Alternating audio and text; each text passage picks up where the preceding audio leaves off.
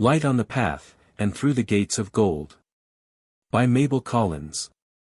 Note: the present edition of Light on the Path is a verbatim reprint of the 1888 edition, George Redway, London, in which later edition the notes by the author first appear. The comments, which are not in the 1888 edition, are here taken directly from Lucifer, Volume 1, 1887-8, where they were first published. Also in this volume we reprint verbatim the original edition, 1887, of Through the Gates of Gold by the same author, together with a commentary by William Q. Judge taken from his magazine, The Path, March, 1887. How do you find this book? Any thoughts about the book or the author? Any suggestion for improvement? Please take a moment to share your thoughts in a comment. If you like it, share it with your friends who might enjoy it as well. Subscribe to keep in touch. Visit CompleteAudiobooks.com for more quality content. Light on the Path. These rules are written for all disciples. Attend you to them. Before the eyes can see, they must be incapable of tears. Before the ear can hear, it must have lost its sensitiveness. Before the voice can speak in the presence of the masters, it must have lost the power to wound. Before the soul can stand in the presence of the masters, its feet must be washed in the blood of the heart. 1. Kill out ambition. 2. Kill out desire of life. 3. Kill out desire of comfort. 4. Work as those work who are ambitious. Respect life as those do who desire it. Be happy as those are who live for happiness. Seek in the heart the source of evil and expunge it.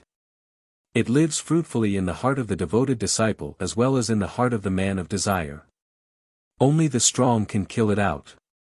The weak must wait for its growth, its fruition, its death. And it is a plant that lives and increases throughout the ages. It flowers when the man has accumulated unto himself innumerable existences. He who will enter upon the path of power must tear this thing out of his heart. And then the heart will bleed, and the whole life of the man seem to be utterly dissolved. This ordeal must be endured. It may come at the first step of the perilous ladder which leads to the path of life, it may not come until the last. But, O disciple, remember that it has to be endured, and fasten the energies of your soul upon the task. Live neither in the present nor the future, but in the eternal.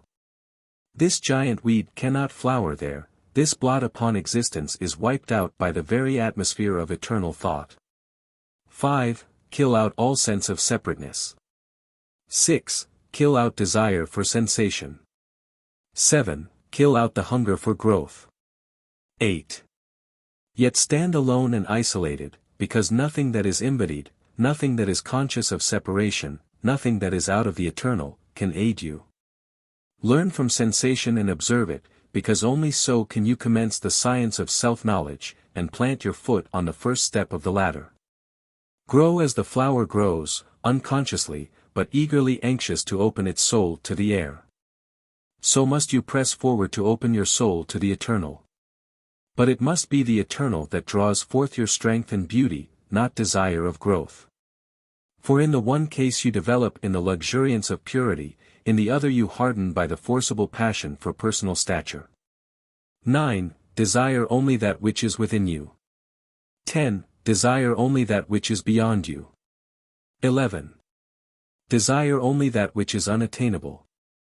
12. For within you is the light of the world, the only light that can be shed upon the path. If you are unable to perceive it within you, it is useless to look for it elsewhere. It is beyond you. Because when you reach it you have lost yourself. It is unattainable, because it forever recedes. You will enter the light, but you will never touch the flame. 13. Desire power ardently. 14. Desire peace fervently. 15. Desire possessions above all. 16. But those possessions must belong to the pure soul only, and be possessed therefore by all pure souls equally, and thus be the especial property of the whole only when united. Hunger for such possessions as can be held by the pure soul, that you may accumulate wealth for that united spirit of life, which is your only true self. The peace you shall desire is that sacred peace which nothing can disturb, and in which the soul grows as does the holy flower upon the still lagoons. And that power which the disciple shall covet is that which shall make him appear as nothing in the eyes of men. 17. Seek out the way. 18. Seek the way by retreating within. 19. Seek the way by advancing boldly without. 20. Seek it not by any one road. To each temperament there is one road which seems the most desirable. But the way is not found by devotion alone, by religious contemplation alone, by ardent progress, by self-sacrificing labor, by studious observation of life. None alone can take the disciple more than one step onward. All steps are necessary to make up the ladder. The vices of men become steps in the ladder, one by one, as they are surmounted. The virtues of man are steps indeed, necessary, not by any means to be dispensed with. Yet, though they create a fair atmosphere and a happy future, they are useless if they stand alone. The whole nature of man must be used wisely by the one who desires to enter the way. Each man is to himself absolutely the way, the truth, and the life. But he is only so when he grasps his whole individuality firmly, and, by the force of his awakened spiritual will, recognizes this individuality as not himself, but that thing which he has with pain created for his own use. And by means of which he purposes, as his growth slowly develops his intelligence, to reach to the life beyond individuality. When he knows that for this his wonderful complex separated life exists, then, indeed, and then only, he is upon the way. Seek it by plunging into the mysterious and glorious depths of your own inmost being. Seek it by testing all experience, by utilizing the senses in order to understand the growth and meaning of individuality, and the beauty and obscurity of those other divine fragments which are struggling side by side with you, and form the race to which you belong. Seek it by study of the laws of being, the laws of nature, the laws of the supernatural, and seek it by making the profound obeisance of the soul to the dim star that burns within. Steadily, as you watch and worship, its light will grow stronger. Then you may know you have found the beginning of the way. And when you have found the end, its light will suddenly become the infinite light. 21. Look for the flower to bloom in the silence that follows the storm. Not till then. It shall grow, it will shoot up, it will make branches and leaves and form buds, while the storm continues, while the battle lasts. But not till the whole personality of the man is dissolved and melted, not until it is held by the divine fragment which has created it. As a mere subject for grave experiment and experience, not until the whole nature has yielded and become subject unto its higher self, can the bloom open. Then will come a calm such as comes in a tropical country after the heavy rain, when nature works so swiftly that one may see her action. Such a calm will come to the harassed spirit. And in the deep silence the mysterious event will occur which will prove that the way has been found. Call it by what name you will, it is a voice that speaks where there is none to speak, it is a messenger that comes, a messenger without form or substance, or it is the flower of the soul that has opened. It cannot be described by any metaphor. But it can be felt after, looked for, and desired, even amid the raging of the storm. The silence may last a moment of time or it may last 1,000 years. But it will end. Yet you will carry its strength with you. Again and again the battle must be fought and won. It is only for an interval that nature can be still. These written above are the first of the rules which are written on the walls of the Hall of Learning. Those that ask shall have. Those that desire to read shall read. Those who desire to learn shall learn. Peace be with you. 2. Out of the silence that is peace a resonant voice shall arise. And this voice will say, it is not well. Thou hast reaped, now thou must sow, and knowing this voice to be the silence itself thou wilt obey. Thou who art now a disciple, able to stand, able to hear, able to see, able to speak, who hast conquered desire and attained to self-knowledge, who hast seen thy soul in its bloom and recognized it, and heard the voice of the silence. Go thou to the Hall of Learning and read what is written there for thee. 1. Stand aside in the coming battle, and though thou fightest be not thou the warrior. 2. Look for the warrior and let him fight in thee. 3. Take his orders for battle and obey them. 4. Obey him not as though he were a general, but as though he were thyself, and his spoken words were the utterance of thy secret desires, for he is thyself, yet infinitely wiser and stronger than thyself. Look for him, else in the fever and hurry of the fight thou mayest pass him, and he will not know thee unless thou knowest him. If thy cry meet his listening ear, then will he fight in thee and fill the dull void within. And if this is so, then canst thou go through the fight cool and unwearied, standing aside and letting him battle for thee. Then it will be impossible for thee to strike one blow amiss. But if thou look not for him, if thou pass him by, then there is no safeguard for thee. Thy brain will reel, thy heart grow uncertain, and in the dust of the battlefield thy sight and senses will fail, and thou wilt not know thy friends from thy enemies. He is thyself, yet thou art but finite and liable to error. He is eternal and is sure. He is eternal truth. When once he has entered thee and become thy warrior, he will never utterly desert thee, and at the day of the great peace he will become one with thee. 5. Listen to the song of life. 6. Store in your memory the melody you hear. 7. Learn from it the lesson of harmony.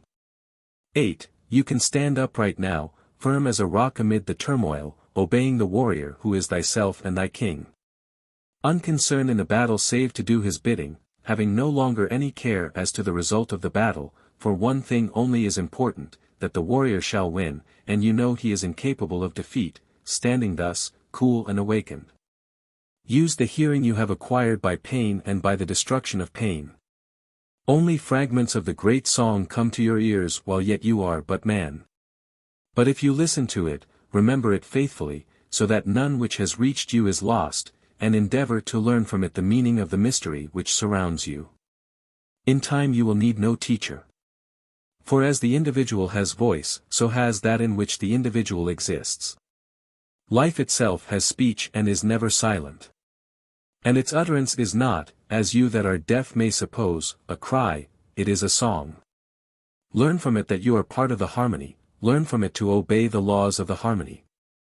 9. Regard earnestly all the life that surrounds you. 10. Learn to look intelligently into the hearts of men. 11. Regard most earnestly your own heart. 12. For through your own heart comes the one light which can illuminate life and make it clear to your eyes. Study the hearts of men, that you may know what is that world in which you live and of which you will to be a part. Regard the constantly changing and moving life which surrounds you, for it is formed by the hearts of men. And as you learn to understand their constitution and meaning, you will by degrees be able to read the larger word of life. 13. Speech comes only with knowledge. Attain to knowledge and you will attain to speech. 14. Having obtained the use of the inner senses, having conquered the desires of the outer senses, having conquered the desires of the individual soul, and having obtained knowledge, prepare now, O disciple, to enter upon the way in reality. The path is found, make yourself ready to tread it. 15. Inquire of the earth, the air, and the water, of the secrets they hold for you. The development of your inner senses will enable you to do this. 16. Inquire of the holy ones of the earth of the secrets they hold for you. The conquering of the desires of the outer senses will give you the right to do this. 17. Inquire of the inmost, the one, of its final secret which it holds for you through the ages.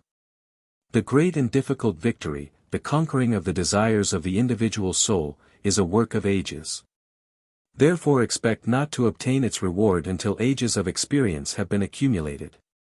When the time of learning this 17th rule is reached, man is on the threshold of becoming more than man. 18. The knowledge which is now yours is only yours because your soul has become one with all pure souls and with the inmost. It is a trust vested in you by the Most High. Betray it, misuse your knowledge, or neglect it, and it is possible even now for you to fall from the high estate you have attained. Great ones fall back, even from the threshold, unable to sustain the weight of their responsibility, unable to pass on. Therefore look forward always with awe and trembling to this moment, and be prepared for the battle. 19. It is written that for him who is on the threshold of divinity no law can be framed, no guide can exist. Yet to enlighten the disciple, the final struggle may be thus expressed. Hold fast to that which has neither substance nor existence. 20. Listen only to the voice which is soundless. 21. Look only on that which is invisible alike to the inner and the outer sense. Peace be with you. Notes. Note on Rule 1. Ambition is the first curse, the great tempter of the man who is rising above his fellows. It is the simplest form of looking for reward. Men of intelligence and power are led away from their higher possibilities by it continually. Yet it is a necessary teacher. Its results turn to dust and ashes in the mouth, like death and estrangement. It shows the man at last that to work for self is to work for disappointment. But though this first rule seems so simple and easy, do not quickly pass it by. For these vices of the ordinary man pass through a subtle transformation and reappear with changed aspect in the heart of the disciple. It is easy to say, I will not be ambitious. It is not so easy to say, when the master reads my heart he will find it clean utterly. The pure artist who works for the love of his work is sometimes more firmly planted on the right road than the occultist, who fancies he has removed his interest from self, but who has in reality only enlarged the limits of experience and desire, and transferred his interest to the things which concern his larger span of life. The same principle applies to the other two seemingly simple rules. Linger over them and do not let yourself be easily deceived by your own heart. For now, at the threshold, a mistake can be corrected. But carry it on with you and it will grow and come to fruition, or else you must suffer bitterly in its destruction. Note on Rule 5. Do not fancy you can stand aside from the bad man or the foolish man. They are yourself, though in a less degree than your friend or your master. But if you allow the idea of separateness from any evil thing or person to grow up within you, by so doing you create karma, which will bind you to that thing or person till your soul recognizes that it cannot be isolated. Remember that the sin and shame of the world are your sin and shame, for you are a part of it. Your karma is inextricably interwoven with the great karma. And before you can attain knowledge you must have passed through all places, foul and clean alike. Therefore, remember that the soiled garment you shrink from touching may have been yours yesterday, may be yours tomorrow. And if you turn with horror from it, when it is flung upon your shoulders, it will cling the more closely to you. The self-righteous man makes for himself a bed of mire. Abstain because it is right to abstain, not that yourself shall be kept clean. Note on Rule 17. These 4 words seem, perhaps, too slight to stand alone. The disciple may say, should I study these thoughts at all, did I not seek out the way? Yet do not pass on hastily. Pause and consider a while. Is it the way you desire, or is it that there is a dim perspective in your visions of great heights to be scaled by yourself, of a great future for you to compass? Be warned. The way is to be sought for its own sake, not with regard to your feet that shall tread it. There is a correspondence between this rule and the 17th of the second series. When after ages of struggle and many victories the final battle is won, the final secret demanded, then you are prepared for a further path. When the final secret of this great lesson is told, in it is opened the mystery of the new way, a path which leads out of all human experience, and which is utterly beyond human perception or imagination. At each of these points it is needful to pause long and consider well. At each of these points it is necessary to be sure that the way is chosen for its own sake.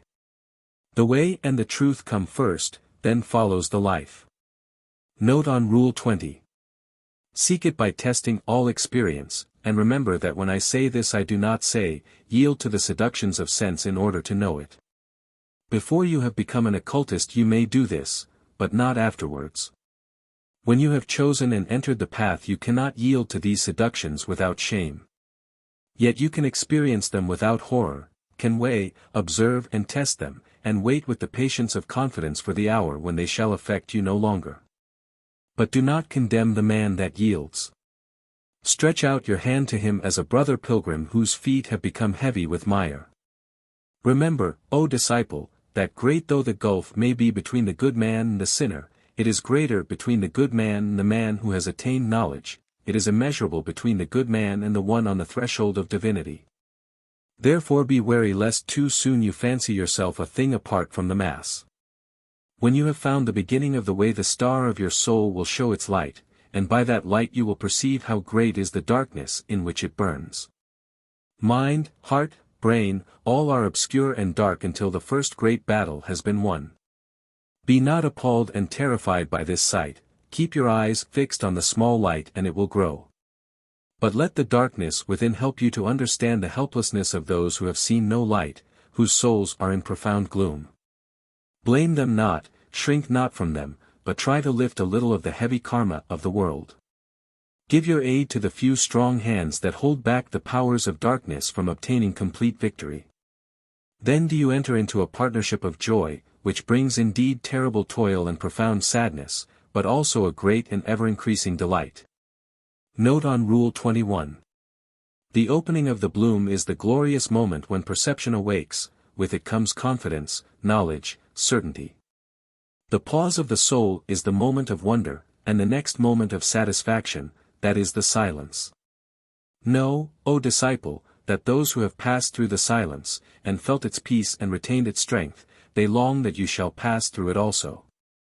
Therefore, in the hall of learning, when he is capable of entering there, the disciple will always find his master. Those that ask shall have. But though the ordinary man asks perpetually, his voice is not heard. For he asks with his mind only. And the voice of the mind is only heard on that plane on which the mind acts. Therefore, not until the first 21 rules are passed do I say those that ask shall have. To read, in the occult sense, is to read with the eyes of the spirit. To ask is to feel the hunger within, the yearning of spiritual aspiration. To be able to read means having obtained the power in a small degree of gratifying that hunger. When the disciple is ready to learn, then he is accepted, acknowledged, recognized. It must be so, for he has lit his lamp, and it cannot be hidden. But to learn is impossible until the first great battle has been won. The mind may recognize truth, but the spirit cannot receive it. Once having passed through the storm and attained the peace, it is then always possible to learn, even though the disciple waver, hesitate, and turn aside. The voice of the silence remains within him, and though he leave the path utterly, yet one day it will resound and rend him asunder and separate his passions from his divine possibilities. Then with pain and desperate cries from the deserted lower self he will return. Therefore I say, peace be with you. My peace I give unto you can only be said by the Master to the beloved disciples who are as himself. There are even some amongst those who are ignorant of the Eastern wisdom to whom this can be said, and to whom it can daily be said with more completeness. Regard the three truths. They are equal. Part 2. Note on sect. 2. To be able to stand is to have confidence, to be able to hear is to have opened the doors of the soul, to be able to see is to have attained perception, to be able to speak is to have attained the power of helping others. To have conquered desire is to have learned how to use and control the self, to have attained to self-knowledge is to have retreated to the inner fortress from whence the personal man can be viewed with impartiality. To have seen thy soul in its bloom is to have obtained a momentary glimpse in thyself of the transfiguration which shall eventually make thee more than man. To recognize is to achieve the great task of gazing upon the blazing light without dropping the eyes and not falling back in terror, as though before some ghastly phantom. This happens to some, and so when the victory is all but won it is lost. To hear the voice of the silence is to understand that from within comes the only true guidance, to go to the hall of learning is to enter the state in which learning becomes possible. Then will many words be written there for thee, and written in fiery letters for thee easily to read. For when the disciple is ready the master is ready also. Note on Rule 5. Look for it and listen to it first in your own heart. At first you may say it is not there, when I search I find only discord. Look deeper. If again you are disappointed, pause and look deeper again. There is a natural melody, an obscure fount in every human heart. It may be hidden over and utterly concealed and silenced, but it is there. At the very base of your nature you will find faith, hope, and love.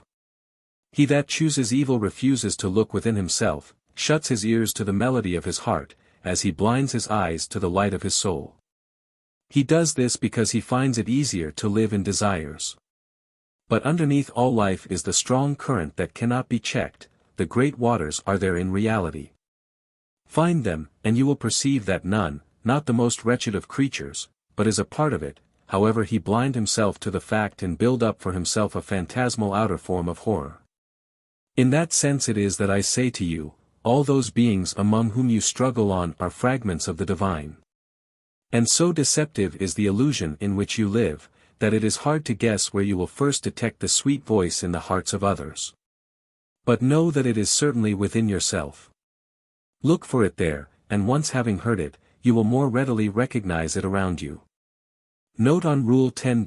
From an absolutely impersonal point of view, otherwise your sight is colored. Therefore impersonality must first be understood. Intelligence is impartial, no man is your enemy, no man is your friend. All alike are your teachers. Your enemy becomes a mystery that must be solved, even though it take ages, for man must be understood. Your friend becomes a part of yourself, an extension of yourself, a riddle hard to read. Only one thing is more difficult to know, your own heart. Not until the bonds of personality are loosed, can that profound mystery of self begin to be seen. Not till you stand aside from it will it in any way reveal itself to your understanding. Then, and not till then, can you grasp and guide it. Then, and not till then, can you use all its powers, and devote them to a worthy service. Note on Rule 13. It is impossible to help others till you have obtained some certainty of your own. When you have learned the first 21 rules and have entered the hall of learning with your powers developed and sense unchained, then you will find there is a fount within you from which speech will arise. After the 13th rule I can add no words to what is already written. My peace I give unto you. These notes are written only for those to whom I give my peace. Those who can read what I have written with the inner as well as the outer sense. Comments. I. Before the eyes can see they must be incapable of tears. It should be very clearly remembered by all readers of this volume that it is a book which may appear to have some little philosophy in it, but very little sense, to those who believe it to be written in ordinary English. To the many, who read in this manner it will be, not caviar so much as olives strong of their salt. Be warned and read but a little in this way. There is another way of reading, which is, indeed, the only one of any use with many authors. It is reading, not between the lines but within the words. In fact, it is deciphering a profound cipher. All alchemical works are written in the cipher of which I speak, it has been used by the great philosophers and poets of all time. It is used systematically by the adepts in life and knowledge, who, seemingly giving out their deepest wisdom, hide in the very words which frame it its actual mystery. They cannot do more. There is a law of nature which insists that a man shall read these mysteries for himself. By no other method can he obtain them. A man who desires to live must eat his food himself, this is the simple law of nature, which applies also to the higher life. A man who would live and act in it cannot be fed like a babe with a spoon, he must eat for himself. I propose to put into new and sometimes plainer language parts of Light on the Path, but whether this effort of mine will really be any interpretation I cannot say. To a deaf and dumb man, a truth is made no more intelligible if, in order to make it so, some misguided linguist translates the words in which it is couched into every living or dead language, and shouts these different phrases in his ear. But for those who are not deaf and dumb one language is generally easier than the rest, and it is to such as these I address myself. The very first aphorisms of Light on the Path, included under number I, have, I know well, remained sealed as to their inner meaning to many who have otherwise followed the purpose of the book. There are 4 proven and certain truths with regard to the entrance to occultism. The gates of gold bar that threshold, yet there are some who pass those gates and discover the sublime and illimitable beyond. In the far spaces of time all will pass those gates. But I am one who wish that time, the great deluder, were not so overmasterful. To those who know and love him I have no word to say. But to the others, and there are not so very few as some may fancy, to whom the passage of time is as the stroke of a sledge-hammer, and the sense of space like the bars of an iron cage, I will translate and retranslate until they understand fully. The 4 truths written on the first page of Light on the Path refer to the trial initiation of the would-be occultist. Until he has passed it, he cannot even reach to the latch of the gate which admits to knowledge. Knowledge is man's greatest inheritance. Why, then, should he not attempt to reach it by every possible road? The laboratory is not the only ground for experiment. Science, we must remember, is derived from sciences, present participle of scire, to know. Its origin is similar to that of the word discern, to ken. Science does not therefore deal only with matter, no, not even its subtlest and obscurest forms. Such an idea is born merely of the idle spirit of the age. Science is a word which covers all forms of knowledge. It is exceedingly interesting to hear what chemists discover, and to see them finding their way through the densities of matter to its finer forms. But there are other kinds of knowledge than this, and it is not everyone who restricts his, strictly scientific, desire for knowledge to experiments which are capable of being tested by the physical senses. Everyone who is not a dullard, or a man stupefied by some predominant vice, has guessed or even perhaps discovered with some certainty, that there are subtle senses lying within the physical senses. There is nothing at all extraordinary in this. If we took the trouble to call nature into the witness box we should find that everything which is perceptible to the ordinary sight, has something even more important than itself hidden within it. The microscope has opened a world to us, but within those encasements which the microscope reveals, lies a mystery which no machinery can probe. The whole world is animated and lit, down to its most material shapes, by a world within it. This inner world is called astral by some people, and it is as good a word as any other, though it merely means starry, but the stars, as Locke pointed out, are luminous bodies which give light of themselves. This quality is characteristic of the life which lies within matter, for those who see it, need no lamp to see it by. The word star, moreover, is derived from the Anglo-Saxon stirren, to steer, to stir, to move, and undeniably it is the inner life which is master of the outer, just as a man's brain guides the movements of his lips. So that although astral is no very excellent word in itself, I am content to use it for my present purpose. The whole of Light on the Path is written in an astral cipher and can therefore only be deciphered by one who reads astrally. And its teaching is chiefly directed towards the cultivation and development of the astral life. Until the first step has been taken in this development, the swift knowledge, which is called intuition with certainty, is impossible to man. And this positive and certain intuition is the only form of knowledge which enables a man to work rapidly or reach his true and high estate, within the limit of his conscious effort. To obtain knowledge by experiment is too tedious a method for those who aspire to accomplish real work. He who gets it by certain intuition, lays hands on its various forms with supreme rapidity, by fierce effort of will. As a determined workman grasps his tools, indifferent to their weight or any other difficulty which may stand in his way. He does not stay for each to be tested, he uses such as he sees are fittest. All the rules contained in Light on the Path are written for all disciples, but only for disciples, those who take knowledge. To none else but the student in this school are its laws of any use or interest. To all who are interested seriously in occultism, I say first, take knowledge. To him who hath shall be given. It is useless to wait for it. The womb of time will close before you, and in later days you will remain unborn, without power. I therefore say to those who have any hunger or thirst for knowledge, attend to these rules. They are none of my handicraft or invention.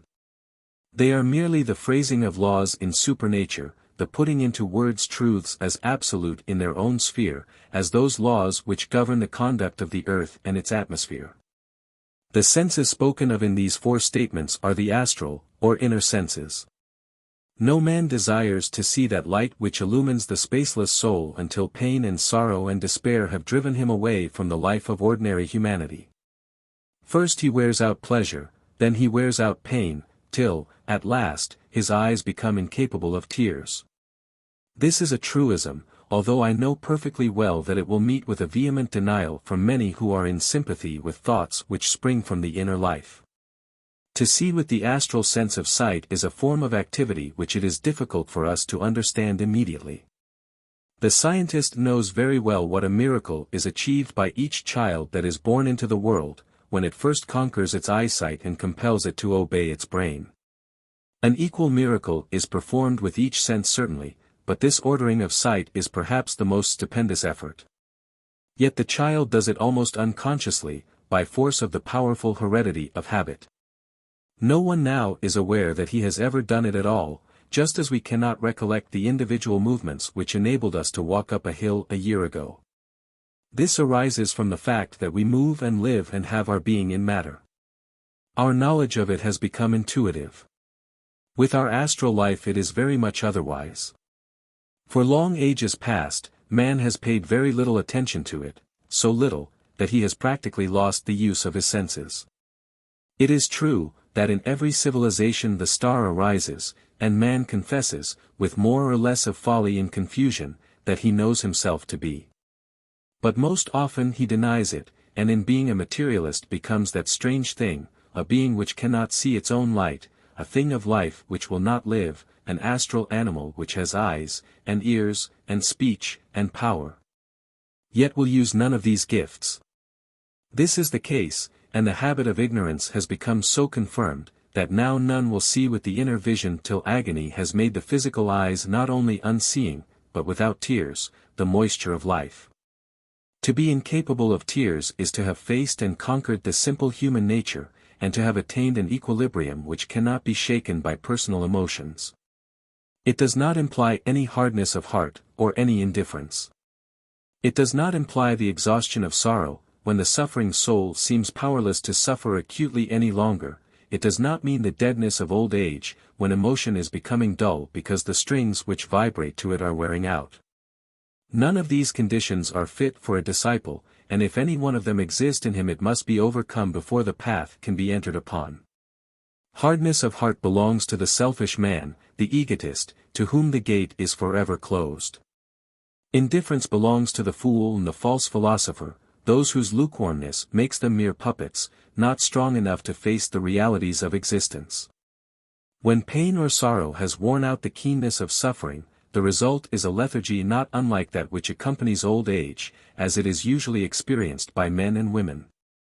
Such a condition makes the entrance to the path impossible, because the first step is one of difficulty and needs a strong man, full of psychic and physical vigor, to attempt it. It is a truth, that, as Edgar Allan Poe said, the eyes are the windows for the soul, the windows of that haunted palace in which it dwells. This is the very nearest interpretation into ordinary language of the meaning of the text. If grief, dismay, disappointment or pleasure, can shake the soul so that it loses its fixed hold on the calm spirit which inspires it, and the moisture of life breaks forth, drowning knowledge in sensation, then all is blurred. The windows are darkened, the light is useless. This is as literal a fact as that if a man, at the edge of a precipice, loses his nerve through some sudden emotion he will certainly fall. The poise of the body, the balance, must be preserved, not only in dangerous places, but even on the level ground, and with all the assistance nature gives us by the law of gravitation. So it is with the soul, it is the link between the outer body and the starry spirit beyond. The divine spark dwells in the still place where no convulsion of nature can shake the air. This is so always. But the soul may lose its hold on that, its knowledge of it, even though these two are part of one whole, and it is by emotion, by sensation, that this hold is loosed. To suffer either pleasure or pain, causes a vivid vibration which is, to the consciousness of man, life. Now this sensibility does not lessen when the disciple enters upon his training, it increases. It is the first test of his strength. He must suffer, must enjoy or endure, more keenly than other men, while yet he has taken on him a duty which does not exist for other men, that of not allowing his suffering to shake him from his fixed purpose. He has, in fact, at the first step to take himself steadily in hand and put the bit into his own mouth. No one else can do it for him. The first 4 aphorisms of Light on the Path refer entirely to astral development. This development must be accomplished to a certain extent, that is to say it must be fully entered upon, before the remainder of the book is really intelligible except to the intellect. In fact, before it can be read as a practical, not a metaphysical treatise.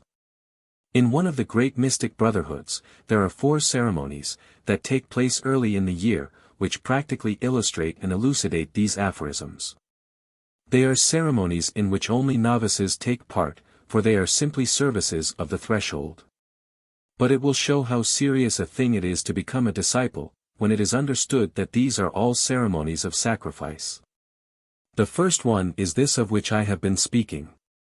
The keenest enjoyment, the bitterest pain, the anguish of loss and despair, are brought to bear on the trembling soul, which has not yet found light in the darkness, which is helpless as a blind man is. And until these shocks can be endured without loss of equilibrium, the astral senses must remain sealed. This is the merciful law. The medium, or spiritualist, who rushes into the psychic world without preparation, is a lawbreaker, a breaker of the laws of supernature. Those who break nature's laws lose their physical health. Those who break the laws of the inner life, lose their psychic health. Mediums become mad, suicides, miserable creatures devoid of moral sense, and often end as unbelievers, doubters even of that which their own eyes have seen. The disciple is compelled to become his own master before he adventures on this perilous path, and attempts to face those beings who live and work in the astral world, and whom we call masters. Because of their great knowledge and their ability to control not only themselves but the forces around them. The condition of the soul when it lives for the life of sensation as distinguished from that of knowledge, is vibratory or oscillating, as distinguished from fixed. That is the nearest literal representation of the fact. But it is only literal to the intellect, not to the intuition. For this part of man's consciousness a different vocabulary is needed. The idea of fixed might perhaps be transposed into that of at home. In sensation no permanent home can be found, because change is the law of this vibratory existence. That fact is the first one which must be learned by the disciple. It is useless to pause and weep for a scene in a kaleidoscope which has passed. It is a very well-known fact, one with which Bulwer Lytton dealt with great power, that an intolerable sadness is the very first experience of the neophyte in occultism. A sense of blankness falls upon him which makes the world a waste, and life a vain exertion. This follows his first serious contemplation of the abstract. In gazing, or even in attempting to gaze, on the ineffable mystery of his own higher nature, he himself causes the initial trial to fall on him. The oscillation between pleasure and pain ceases for, perhaps an instant of time. But that is enough to have cut him loose from his fast moorings in the world of sensation. He has experienced, however briefly, the greater life, and he goes on with ordinary existence weighted by a sense of unreality, of blank, of horrid negation. This was the nightmare which visited Bulwer Lytton's neophyte in Zanoni. And even Zanoni himself, who had learned great truths, and been entrusted with great powers, had not actually passed the threshold where fear and hope, despair and joy seem at one moment absolute realities, at the next mere forms of fancy. This initial trial is often brought on us by life itself. For life is after all, the great teacher. We return to study it, after we have acquired power over it, just as the master in chemistry learns more in the laboratory than his pupil does. There are persons so near the door of knowledge that life itself prepares them for it, and no individual hand has to invoke the hideous guardian of the entrance. These must naturally be keen and powerful organizations, capable of the most vivid pleasure, then pain comes and fills its great duty. The most intense forms of suffering fall on such a nature, till at last it arouses from its stupor of consciousness, and by the force of its internal vitality steps over the threshold into a place of peace. Then the vibration of life loses its power of tyranny. The sensitive nature must suffer still, but the soul has freed itself and stands aloof, guiding the life towards its greatness. Those who are the subjects of time, and go slowly through all his spaces, live on through a long-drawn series of sensations, and suffer a constant mingling of pleasure and of pain. They do not dare to take the snake of self in a steady grasp and conquer it, so becoming divine, but prefer to go on fretting through divers experiences, suffering blows from the opposing forces. When one of these subjects of time decides to enter on the path of occultism, it is this which is his first task.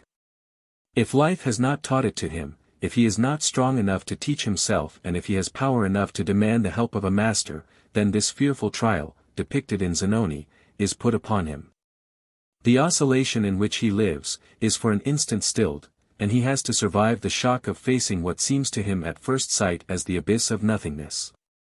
Not till he has learned to dwell in this abyss, and has found its peace, is it possible for his eyes to have become incapable of tears. 2. Before the ear can hear, it must have lost its sensitiveness. The first 4 rules of Light on the Path are, undoubtedly, curious though the statement may seem, the most important in the whole book, save one only. Why they are so important is that they contain the vital law, the very creative essence of the astral man. And it is only in the astral, or self-illuminated, consciousness that the rules which follow them have any living meaning. Once attain to the use of the astral senses and it becomes a matter of course that one commences to use them, and the later rules are but guidance in their use. When I speak like this I mean, naturally, that the first 4 rules are the ones which are of importance and interest to those who read them in print upon a page. When they are engraved on a man's heart and on his life, unmistakably then the rules become not merely interesting, or extraordinary, metaphysical statements, but actual facts in life which have to be grasped and experienced. The 4 rules stand written in the great chamber of every actual lodge of a living brotherhood. Whether the man is about to sell his soul to the devil, like Faust, whether he is to be worsted in the battle, like Hamlet, or whether he is to pass on within the precincts, in any case these words are for him. The man can choose between virtue and vice, but not until he is a man. A babe or a wild animal cannot so choose. Thus with the disciple, he must first become a disciple before he can even see the paths to choose between. This effort of creating himself as a disciple, the rebirth, he must do for himself without any teacher. Until the 4 rules are learned no teacher can be of any use to him, and that is why the masters are referred to in the way they are. No real masters, whether adepts in power, in love, or in blackness, can affect a man till these 4 rules are passed. Tears, as I have said, may be called the moisture of life. The soul must have laid aside the emotions of humanity, must have secured a balance which cannot be shaken by misfortune, before its eyes can open upon the superhuman world. The voice of the masters is always in the world. But only those hear it whose ears are no longer receptive of the sounds which affect the personal life. Laughter no longer lightens the heart, anger may no longer enrage it, tender words bring it no balm. For that within, to which the ears are as an outer gateway, is an unshaken place of peace in itself which no person can disturb. As the eyes are the windows of the soul, so are the ears its gateways or doors. Through them comes knowledge of the confusion of the world. The great ones who have conquered life, who have become more than disciples, stand at peace and undisturbed amid the vibration and kaleidoscopic movement of humanity. They hold within themselves a certain knowledge, as well as a perfect peace, and thus they are not roused or excited by the partial and erroneous fragments of information which are brought to their ears by the changing voices of those around them. When I speak of knowledge, I mean intuitive knowledge. This certain information can never be obtained by hard work, or by experiment. For these methods are only applicable to matter, and matter is in itself a perfectly uncertain substance, continually affected by change. The most absolute and universal laws of natural and physical life, as understood by the scientist, will pass away when the life of this universe has passed away, and only its soul is left in the silence. What then will be the value of the knowledge of its laws acquired by industry and observation? I pray that no reader or critic will imagine that by what I have said I intend to depreciate or disparage acquired knowledge, or the work of scientists. On the contrary, I hold that scientific men are the pioneers of modern thought. The days of literature and of art, when poets and sculptors saw the divine light, and put it into their own great language, these days lie buried in the long past with the Antiphidian sculptors and the pre-Homeric poets. The mysteries no longer rule the world of thought and beauty, human life is the governing power, not that which lies beyond it. But the scientific workers are progressing, not so much by their own will as by sheer force of circumstances, towards the far line which divides things interpretable from things uninterpretable. Every fresh discovery drives them a step onward. Therefore do I very highly esteem the knowledge obtained by work and experiment. But intuitive knowledge is an entirely different thing. It is not acquired in any way, but is, so to speak, a faculty of the soul.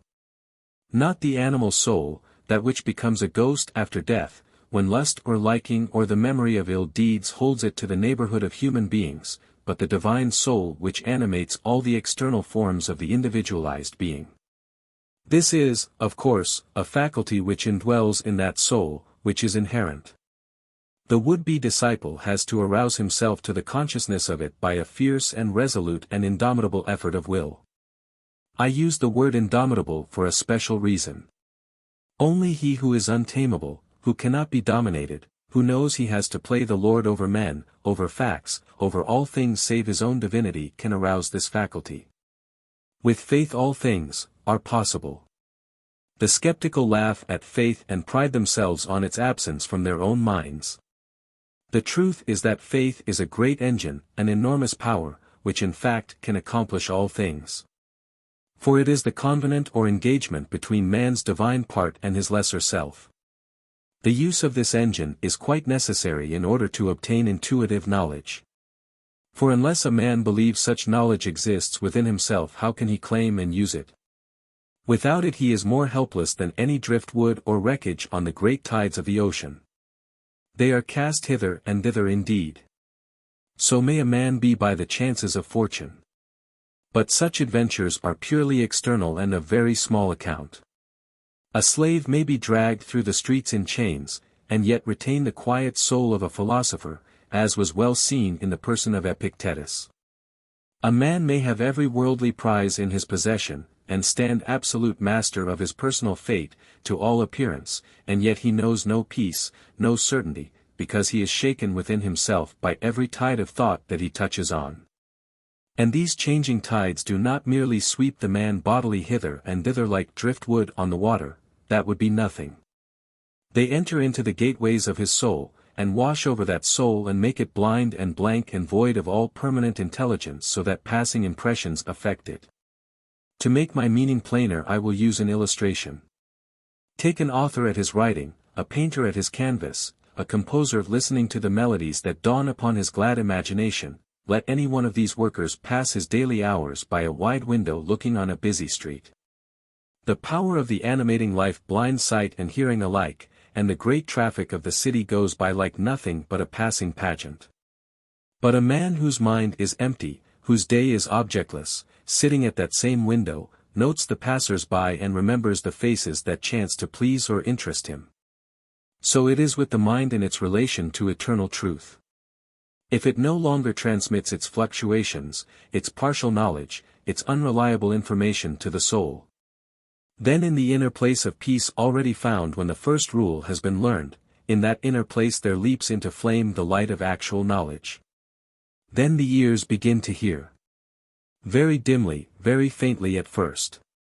And, indeed, so faint and tender are these first indications of the commencement of true actual life, that they are sometimes pushed aside as mere fancies, mere imaginings. But before these are capable of becoming more than mere imaginings, the abyss of nothingness has to be faced in another form. The utter silence which can only come by closing the ears to all transitory sounds comes as a more appalling horror than even the formless emptiness of space.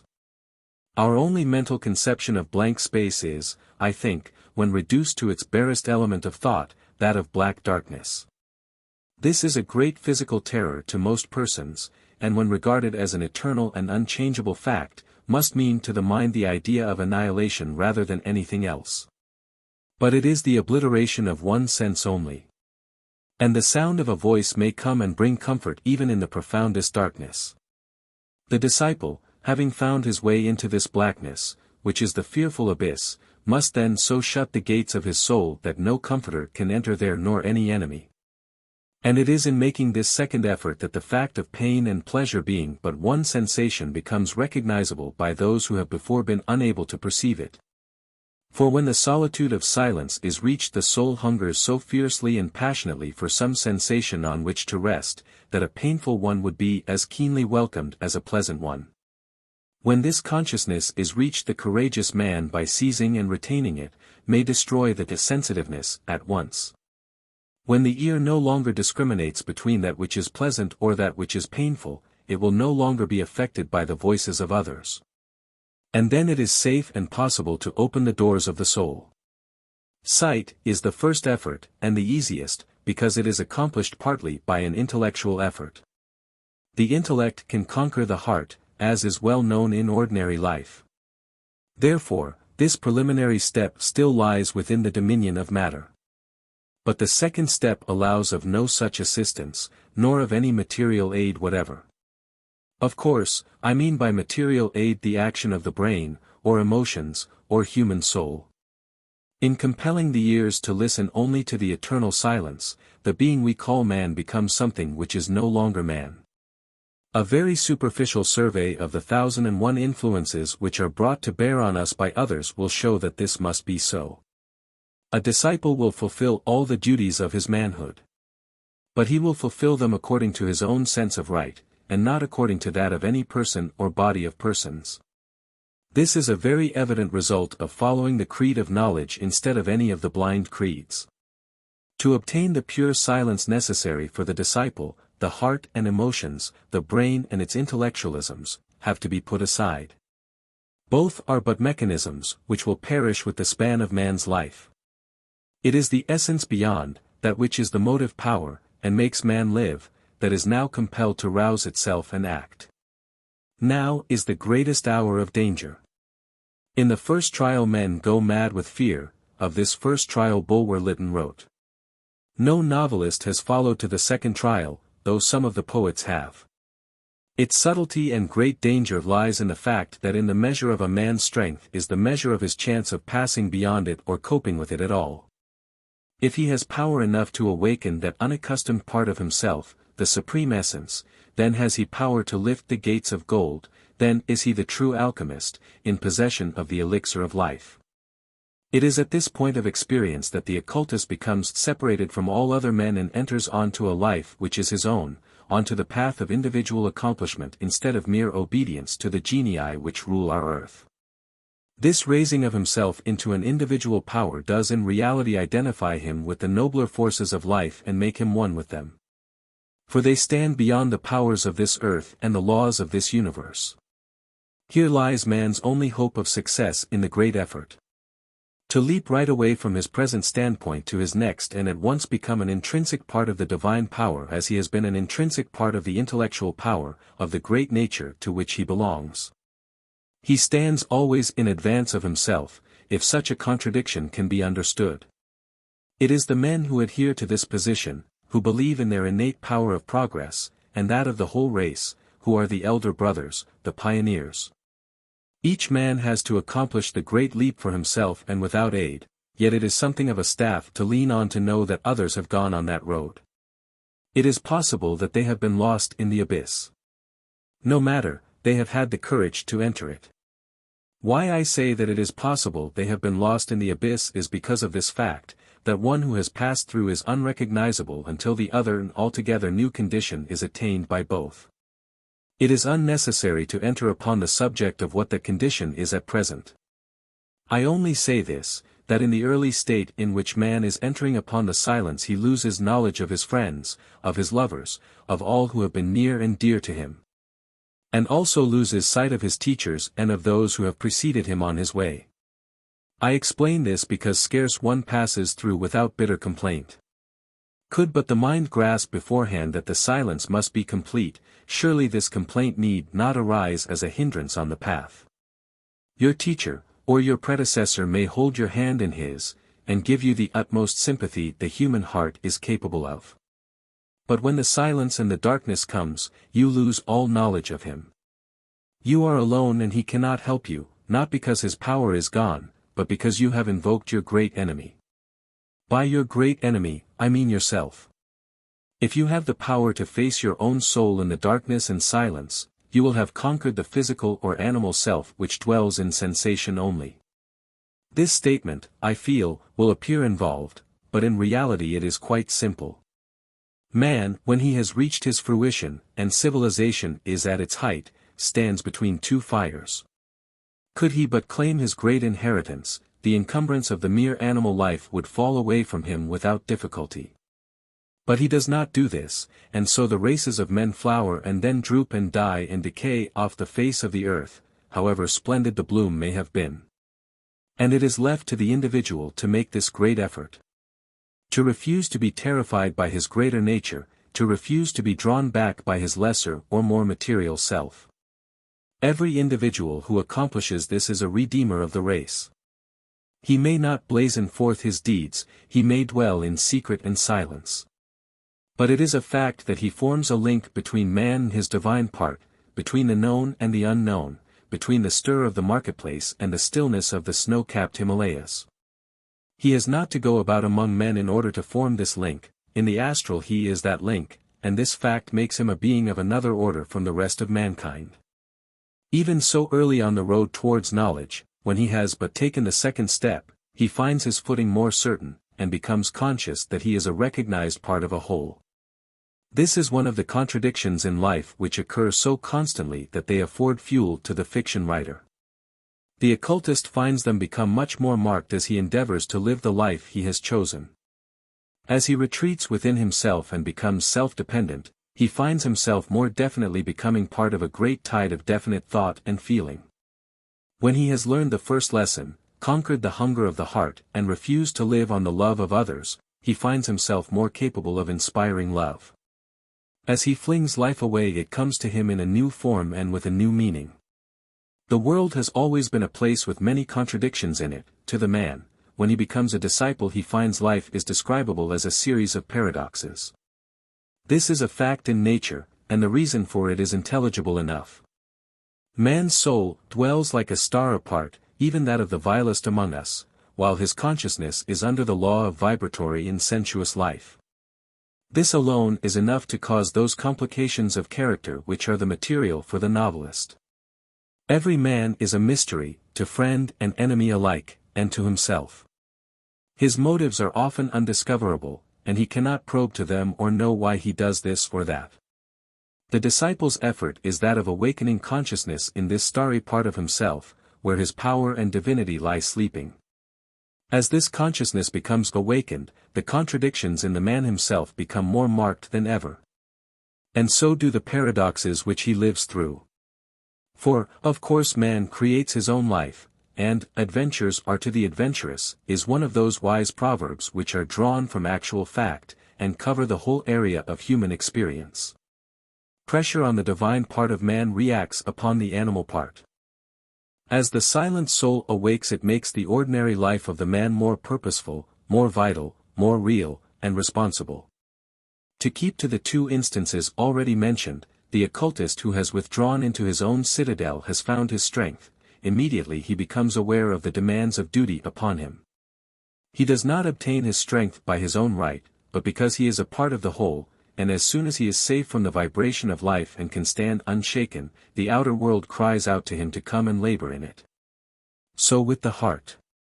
When it no longer wishes to take, it is called upon to give abundantly. Light on the Path has been called a book of paradoxes, and very justly. What else could it be, when it deals with the actual personal experience of the disciple? To have acquired the astral senses of sight and hearing, or in other words to have attained perception and opened the doors of the soul, are gigantic tasks and may take the sacrifice of many successive incarnations. And yet, when the will has reached its strength, the whole miracle may be worked in a second of time. Then is the disciple the servant of time no longer. These two first steps are negative. That is to say, they imply retreat from a present condition of things rather than advance towards another. The two next are active, implying the advance into another state of being. 3. Before the voice can speak in the presence of the masters.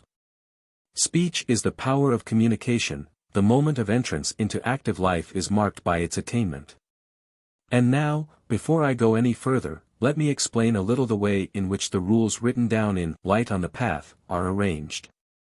The first 7 of those which are numbered are subdivisions of the 2 first unnumbered rules, those with which I have dealt in the 2 preceding papers. The numbered rules were simply an effort of mine to make the unnumbered ones more intelligible. 8 to 15 of these numbered rules belong to this unnumbered rule which is now my text. As I have said, these rules are written for all disciples, but for none else. They are not of interest to any other persons. Therefore I trust no one else will trouble to read these papers any further. The first 2 rules, which include the whole of that part of the effort which necessitates the use of the surgeon's knife, I will enlarge upon further if I am asked to do so.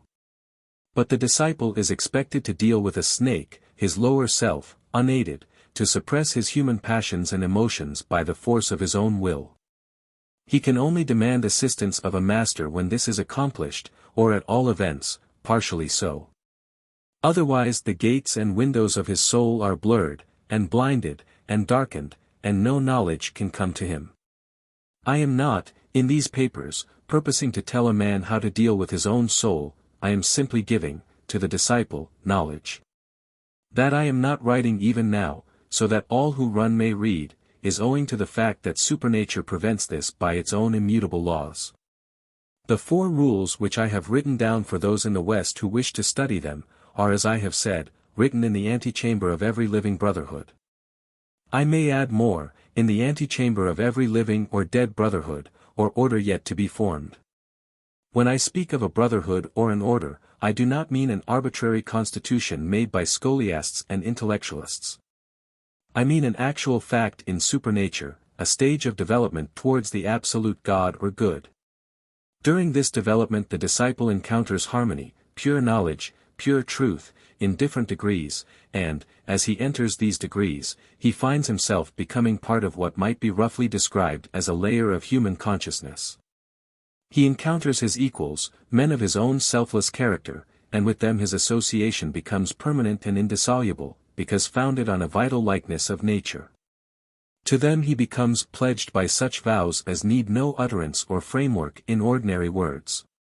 This is one aspect of what I mean by a brotherhood. If the first rules are conquered, the disciple finds himself standing at the threshold. Then if his will is sufficiently resolute his power of speech comes, a twofold power. For, as he advances now, he finds himself entering into a state of blossoming, where every bud that opens throws out its several rays or petals. If he is to exercise his new gift, he must use it in its twofold character. He finds in himself the power to speak in the presence of the masters. In other words, he has the right to demand contact with the divinest element of that state of consciousness into which he has entered. But he finds himself compelled, by the nature of his position, to act in 2 ways at the same time. He cannot send his voice up to the heights where sit the gods till he has penetrated to the deep places where their light shines not at all. He has come within the grip of an iron law. If he demands to become a neophyte, he at once becomes a servant. Yet his service is sublime, if only from the character of those who share it. For the masters are also servants, they serve and claim their reward afterwards. Part of their service is to let their knowledge touch him. His first act of service is to give some of that knowledge to those who are not yet fit to stand where he stands. This is no arbitrary decision, made by any master or teacher or any such person, however divine. It is a law of that life which the disciple has entered upon. Therefore was it written in the inner doorway of the lodges of the old Egyptian brotherhood, the laborer is worthy of his hire. Ask and ye shall have, sounds like something too easy and simple to be credible. But the disciple cannot ask in the mystic sense in which the word is used in this scripture until he has attained the power of helping others. Why is this? Has the statement too dogmatic a sound? Is it too dogmatic to say that a man must have foothold before he can spring? The position is the same. If help is given, if work is done, then there is an actual claim, not what we call personal claim of payment, but the claim of connature. The divine give, they demand that you also shall give before you can be of their kin. This law is discovered as soon as the disciple endeavors to speak. For speech is a gift which comes only to the disciple of power and knowledge. The spiritualist enters the psychic astral world, but he does not find there any certain speech, unless he at once claims it and continues to do so. If he is interested in phenomena, or the mere circumstance and accident of astral life, then he enters no direct ray of thought or purpose. He merely exists and amuses himself in the astral life as he has existed and amused himself in the physical life. Certainly there are one or two simple lessons which the psychic astral can teach him, just as there are simple lessons which material and intellectual life teach him. And these lessons have to be learned. The man who proposes to enter upon the life of the disciple without having learned the early and simple lessons must always suffer from his ignorance. They are vital, and have to be studied in a vital manner. Experienced through and through, over and over again, so that each part of the nature has been penetrated by them. To return. In claiming the power of speech, as it is called, the neophyte cries out to the Great One who stands foremost in the ray of knowledge on which he has entered, to give him guidance. When he does this, his voice is hurled back by the power he has approached, and echoes down to the deep recesses of human ignorance. In some confused and blurred manner the news that there is knowledge and a beneficent power which teaches is carried to as many men as will listen to it. No disciple can cross the threshold without communicating this news, and placing it on record in some fashion or other. He stands horror-struck at the imperfect and unprepared manner in which he has done this. And then comes the desire to do it well, and with the desire thus to help others comes the power.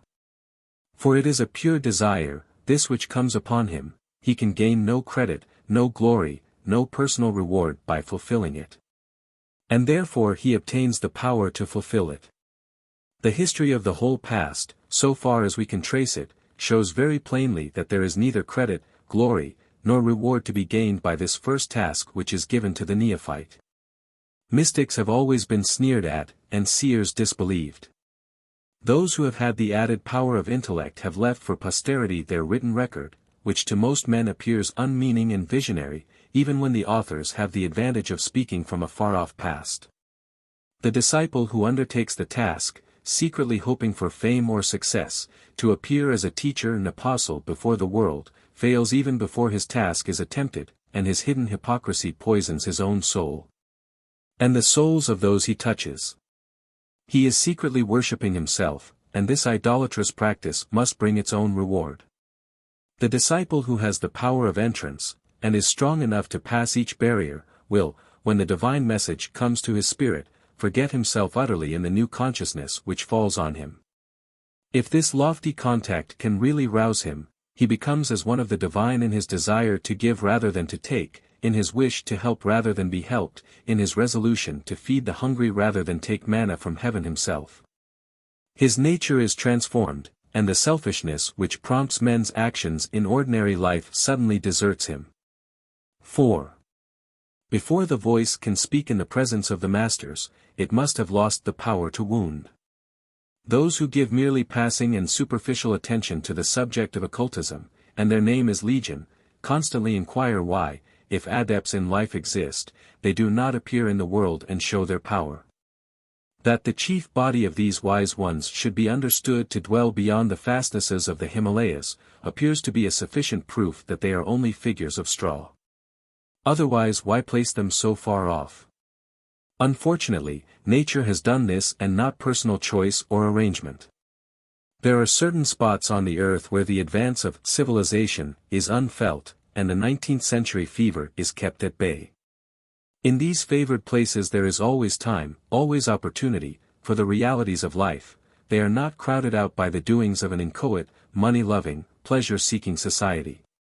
While there are adepts upon the earth must preserve to them places of seclusion. This is a fact in nature which is only an external expression of a profound fact in supernature. The demand of the neophyte remains unheard until the voice in which it is uttered has lost the power to wound. This is because the divine astral life one is a place in which order reigns, just as it does in natural life. There is, of course, always the center and the circumference as there is in nature. Close to the central heart of life, on any plane, there is knowledge, there order reigns completely, and chaos makes dim and confused the outer margin of the circle. In fact, life in every form bears a more or less strong resemblance to a philosophic school. There are always the devotees to knowledge who forget their own lives in their pursuit of it. There are always the flippant crowd who come and go. Of such, Epictetus said that it was as easy to teach them philosophy as to eat custard with a fork. The same state exists in the superastral life. And the adept has an even deeper and more profound seclusion there in which to dwell. This place of retreat is so safe, so sheltered, that no sound which has discord in it can reach his ears. Why should this be, will be asked at once, if he is a being of such great powers as those say who believe in his existence? The answer seems very apparent.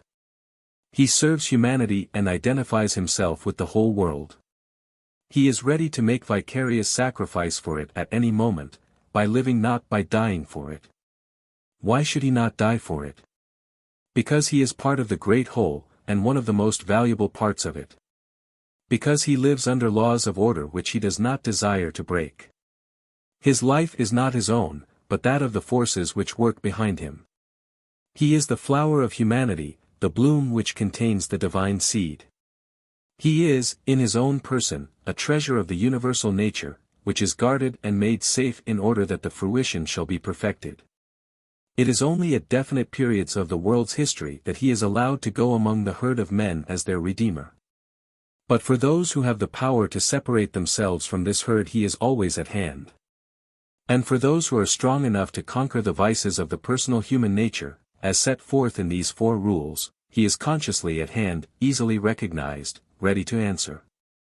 But this conquering of self implies a destruction of qualities which most men regard as not only indestructible but desirable.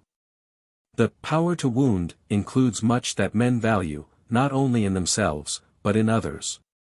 The instinct of self-defense and of self-preservation is part of it, the idea that one has any right or rights either as a citizen, or man, or individual, the pleasant consciousness of self-respect and of virtue. These are hard sayings to many. Yet they are true. For these words that I am writing now, and those which I have written on this subject, are not in any sense my own. They are drawn from the traditions of the Lodge of the Great Brotherhood, which was once the secret splendor of Egypt. The rules written in its antechamber were the same as those now written in the antechamber of existing schools. Through all time the wise men have lived apart from the mass. And even when some temporary purpose or object induces one of them to come into the midst of human life, his seclusion and safety is preserved as completely as ever. It is part of his inheritance, part of his position, he has an actual title to it, and can no more put it aside than the Duke of Westminster can say he does not choose to be the Duke of Westminster. In the various great cities of the world an adept lives for a while from time to time, or perhaps only passes through, but all are occasionally aided by the actual power and presence of one of these men. Here in London, as in Paris and St. Petersburg, there are men high in development. But they are only known as mystics by those who have the power to recognize, the power given by the conquering of self. Otherwise how could they exist, even for an hour, in such a mental and psychic atmosphere as is created by the confusion and disorder of a city? Unless protected and made safe their own growth would be interfered with, their work injured. And the neophyte may meet an adept in the flesh, may live in the same house with him, and yet be unable to recognize him, and unable to make his own voice heard by him. For no nearness in space, no closeness of relations, no daily intimacy, can do away with the inexorable laws which give the adept his seclusion. No voice penetrates to his inner hearing till it has become a divine voice, a voice which gives no utterance to the cries of self. Any lesser appeal would be as useless, as much a waste of energy and power, as for mere children who are learning their alphabet to be taught it by a professor of philology. Until a man has become, in heart and spirit, a disciple, he has no existence for those who are teachers of disciples. And he becomes this by one method only, the surrender of his personal humanity. For the voice to have lost the power to wound, a man must have reached that point where he sees himself only as one of the vast multitudes that live, one of the sands washed hither and thither by the sea of vibratory existence. It is said that every grain of sand in the ocean bed does, in its turn, get washed up onto the shore and lie for a moment in the sunshine. So with human beings, they are driven hither and thither by a great force, and each, in his turn, finds the sunrays on him. When a man is able to regard his own life as part of a whole like this, he will no longer struggle in order to obtain anything for himself. This is the surrender of personal rights. The ordinary man expects, not to take equal fortunes with the rest of the world, but in some points, about which he cares, to fare better than the others. The disciple does not expect this. Therefore, though he be, like Epictetus, a chained slave, he has no word to say about it. He knows that the wheel of life turns ceaselessly. Burne-Jones has shown it in his marvelous picture, The Wheel Turns, and on it are bound the rich and the poor, the great and the small, each has his moment of good fortune when the wheel brings him uppermost, the king rises and falls. The poet is faked and forgotten, the slave is happy and afterwards discarded.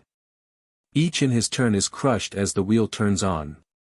The disciple knows that this is so, and though it is his duty to make the utmost of the life that is his, he neither complains of it nor is elated by it, nor does he complain against the better fortune of others. All alike, as he well knows, are but learning a lesson, and he smiles at the socialist and the reformer who endeavor by sheer force to rearrange circumstances which arise out of the forces of human nature itself. This is but kicking against the pricks, a waste of life and energy. In realizing this, a man surrenders his imagined individual rights, of whatever sort. That takes away one keen sting which is common to all ordinary men. When the disciple has fully recognized that the very thought of individual rights is only the outcome of the venomous quality in himself, that it is the hiss of the snake of self which poisons with its sting his own life and the lives of those about him, then he is ready to take part in a yearly ceremony which is open to all neophytes who are prepared for it. All weapons of defense and offense are given up, all weapons of mind and heart, and brain, and spirit. Never again can another man be regarded as a person who can be criticized or condemned. Never again can the neophyte raise his voice in self-defense or excuse. From that ceremony he returns into the world as helpless, as unprotected, as a newborn child. That, indeed, is what he is. He has begun to be born again onto the higher plane of life, that breezy and well-lit plateau from whence the eyes see intelligently and regard the world with a new insight. I have said, a little way back, that after parting with the sense of individual rights, the disciple must part also with the sense of self-respect and of virtue. This may sound a terrible doctrine, yet all occultists know well that it is not a doctrine, but a fact. He who thinks himself holier than another, he who has any pride in his own exemption from vice or folly, he who believes himself wise, or in any way superior to his fellow men, is incapable of discipleship. A man must become as a little child before he can enter into the kingdom of heaven. Virtue and wisdom are sublime things. But if they create pride and a consciousness of separateness from the rest of humanity in the mind of a man, then they are only the snakes of self reappearing in a finer form. At any moment he may put on his grosser shape and sting as fiercely as when he inspired the actions of a murderer who kills for gain or hatred, or a politician who sacrifices the mass for his own or his party's interests. In fact, to have lost the power to wound, implies that the snake is not only scotched, but killed. When it is merely stupefied or lulled to sleep, it awakes again, and the disciple uses his knowledge and his power for his own ends, and is a pupil of the many masters of the black art, for the road to destruction is very broad and easy. And the way can be found blindfold. That it is the way to destruction is evident, for when a man begins to live for self he narrows his horizon steadily till at last the fierce driving inwards leaves him but the space of a pin's head to dwell in. We have all seen this phenomenon occur in ordinary life. A man who becomes selfish isolates himself, grows less interesting and less agreeable to others. The sight is an awful one, and people shrink from a very selfish person at last, as from a beast of prey. How much more awful is it when it occurs on the more advanced plane of life, with the added powers of knowledge, and through the greater sweep of successive incarnations. Therefore I say, pause and think well upon the threshold. For if the demand of the neophyte is made without the complete purification, it will not penetrate the seclusion of the divine adept, but will evoke the terrible forces which attend upon the black side of our human nature.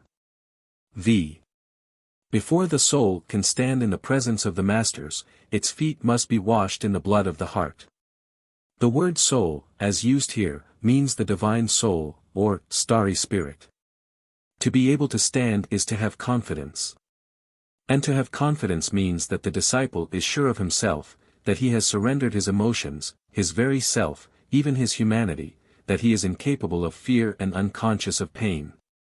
That his whole consciousness is centered in the divine life, which is expressed symbolically by the term, the masters, that he has neither eyes, nor ears, nor speech, nor power, save in and for the divine ray on which his highest sense has touched.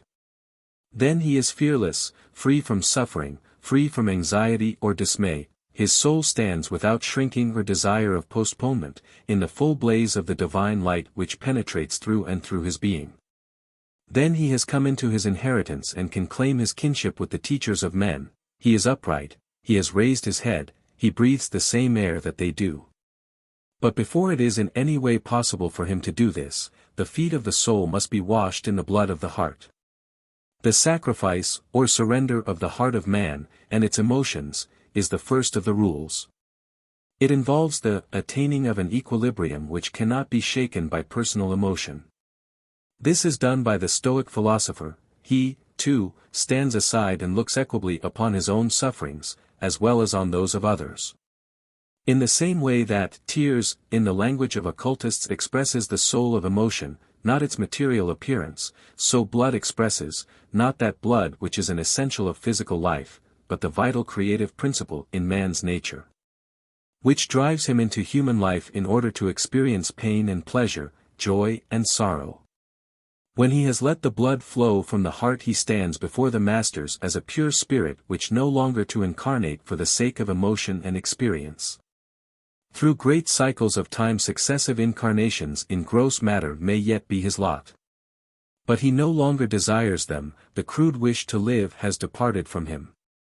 When he takes upon him man's form in the flesh, he does it in the pursuit of a divine object, to accomplish the work of the masters, and for no other end. He looks neither for pleasure nor pain, asks for no heaven, and fears no hell, yet he has entered upon a great inheritance which is not so much a compensation for these things surrendered, as a state which simply blots out the memory of them. He lives now not in the world, but with it. His horizon has extended itself to the width of the whole universe. Karma. Consider with me that the individual existence is a rope which stretches from the infinite to the infinite and has no end and no commencement, neither is it capable of being broken.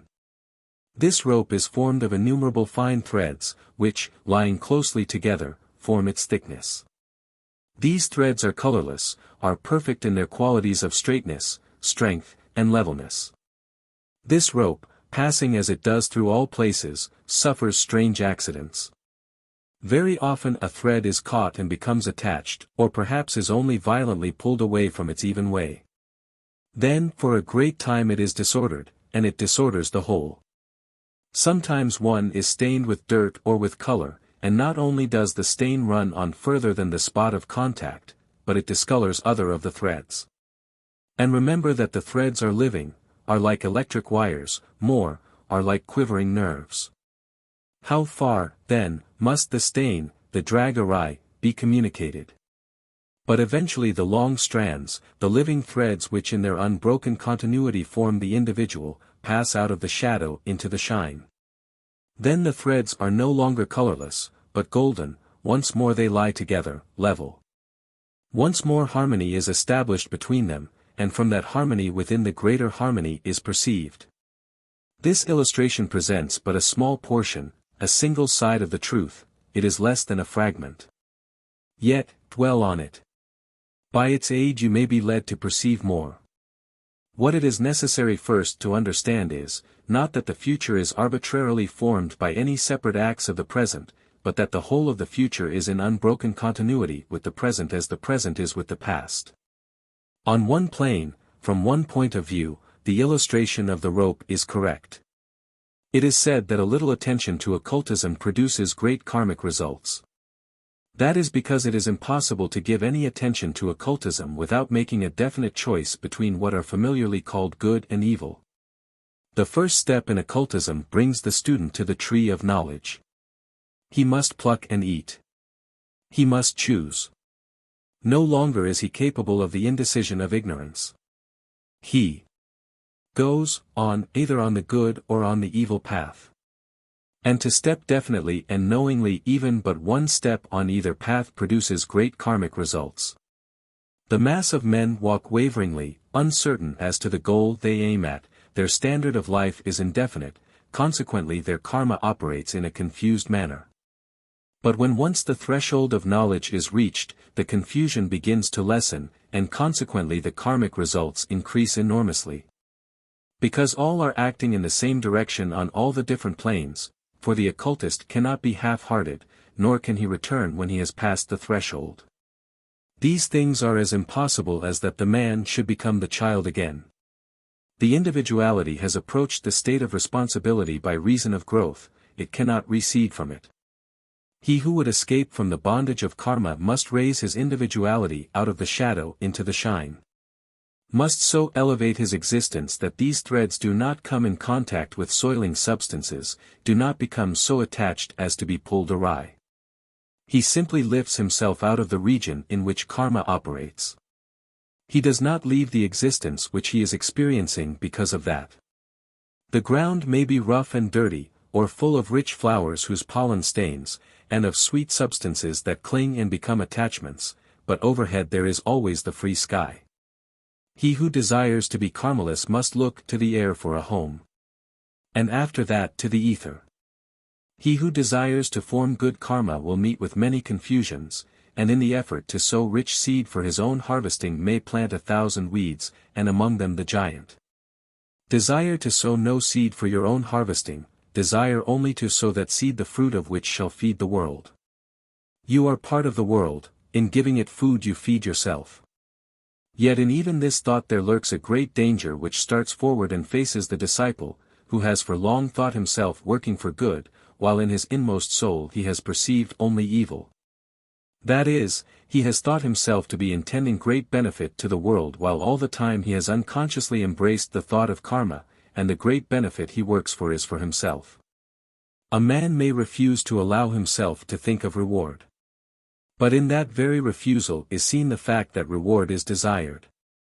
And it is useless for the disciple to strive to learn by means of checking himself. The soul must be unfettered, the desires free. But until they are fixed only on that state wherein there is neither reward or punishment, good nor evil, it is in vain that he endeavors. He may seem to make great progress, but some day he will come face to face with his own soul, and will recognize that when he came to the tree of knowledge he chose the bitter fruit and not the sweet. And then the veil will fall utterly, and he will give up his freedom and become a slave of desire. Therefore be warned, you who are but turning toward the life of occultism. Learn now that there is no cure for desire, no cure for the love of reward, no cure for misery of longing, save in the fixing of the sight and hearing upon that which is invisible and soundless.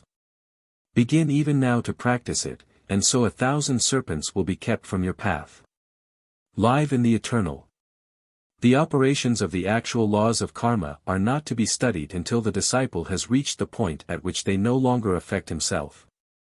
The initiate has a right to demand the secrets of nature and to know the rules which govern human life. He obtains this right by having escaped from the limits of nature and by having freed himself from the rules which govern human life. He has become a recognized portion of the divine element, and is no longer affected by that which is temporary. He then obtains a knowledge of the laws which govern temporary conditions. Therefore you who desire to understand the laws of karma, attempt first to free yourself from these laws, and this can only be done by fixing your attention on that which is unaffected by those laws. Through the gates of gold. A fragment of thought. Prologue. Every man has a philosophy of life of his own, except the true philosopher. The most ignorant boor has some conception of his object in living, and definite ideas as to the easiest and wisest way of attaining that object. The man of the world is often, unconsciously to himself, a philosopher of the first rank. He deals with his life on principles of the clearest character, and refuses to let his position be shattered by chance disaster. The man of thought and imagination has less certainty, and finds himself continually unable to formulate his ideas on that subject most profoundly interesting to human nature, human life itself. The true philosopher is the one who would lay no claim to the name whatever, who has discovered that the mystery of life is unapproachable by ordinary thought. Just as the true scientist confesses his complete ignorance of the principles which lie behind science. Whether there is any mode of thought or any effort of the mind which will enable a man to grasp the great principles that evidently exist as causes in human life, is a question no ordinary thinker can determine.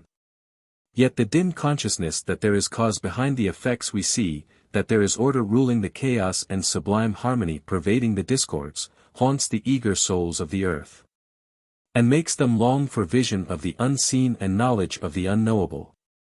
Why long and look for that which is beyond all hope until the inner eyes are opened? Why not piece together the fragments that we have, at hand, and see whether from them some shape cannot be given to the vast puzzle? Chapter 1. The Search for Pleasure.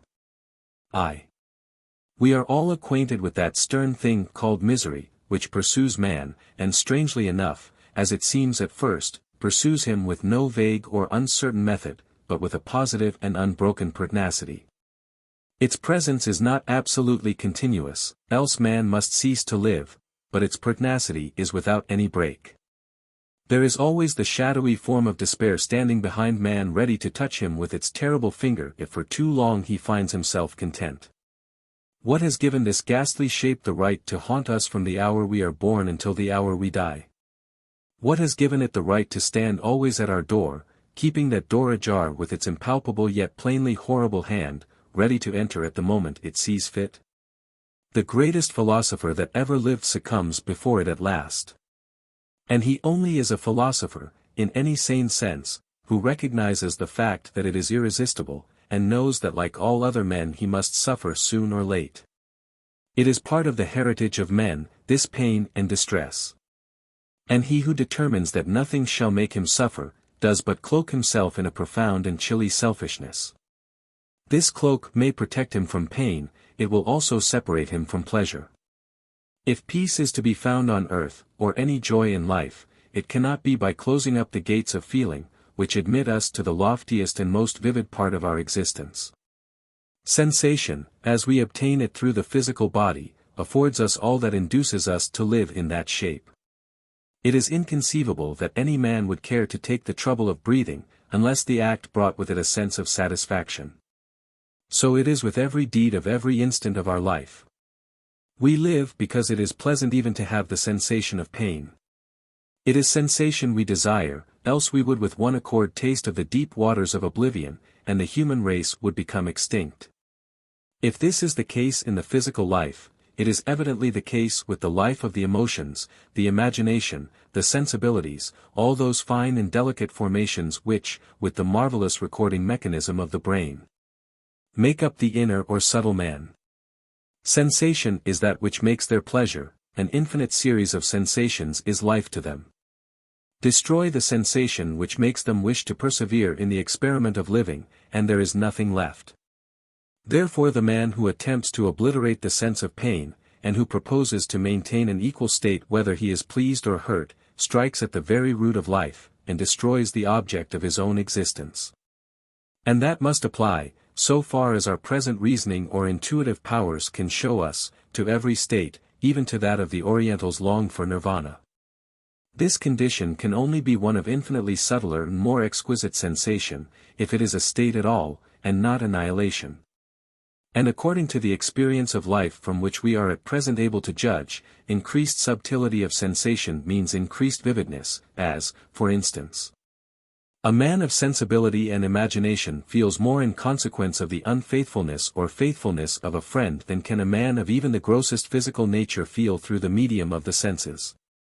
Thus it is clear that the philosopher who refuses to feel, leaves himself no place to retreat to, not even the distant and unattainable nirvanic goal.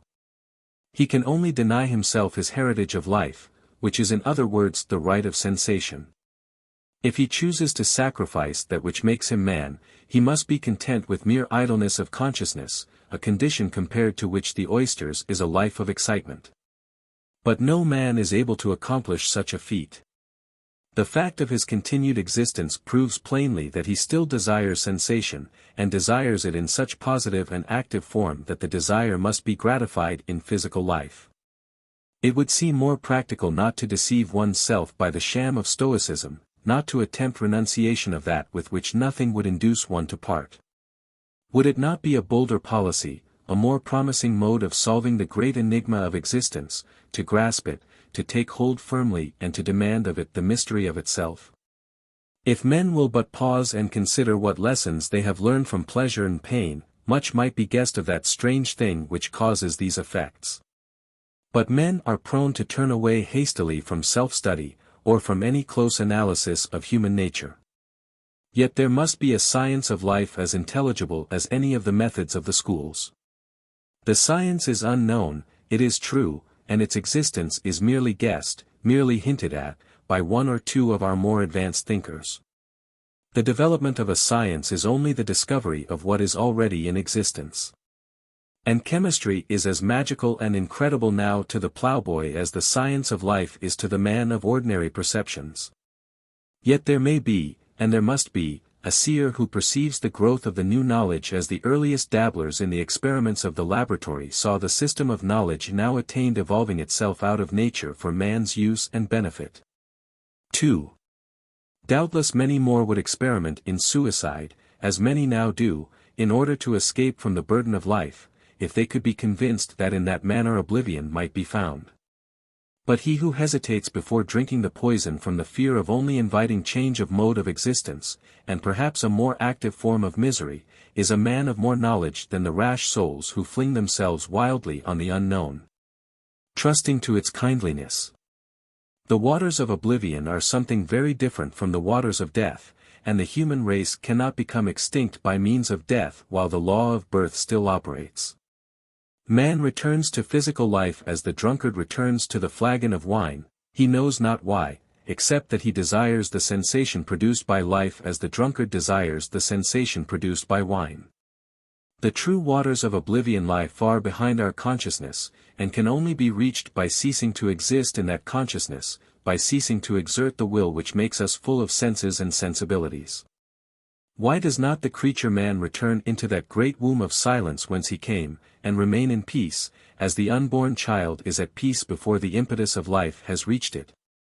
He does not do so because he hungers for pleasure and pain, joy and grief, anger and love. The unfortunate man will maintain that he has no desire for life, and yet he proves his words false by living. None can compel him to live. The galley slave may be chained to his oar, but his life cannot be chained to his body.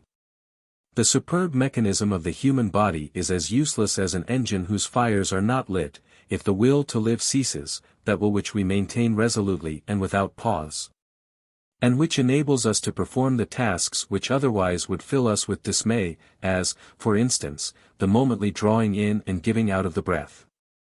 Such Herculean efforts as this we carry on without complaint, and indeed with pleasure, in order that we may exist in the midst of innumerable sensations. And more.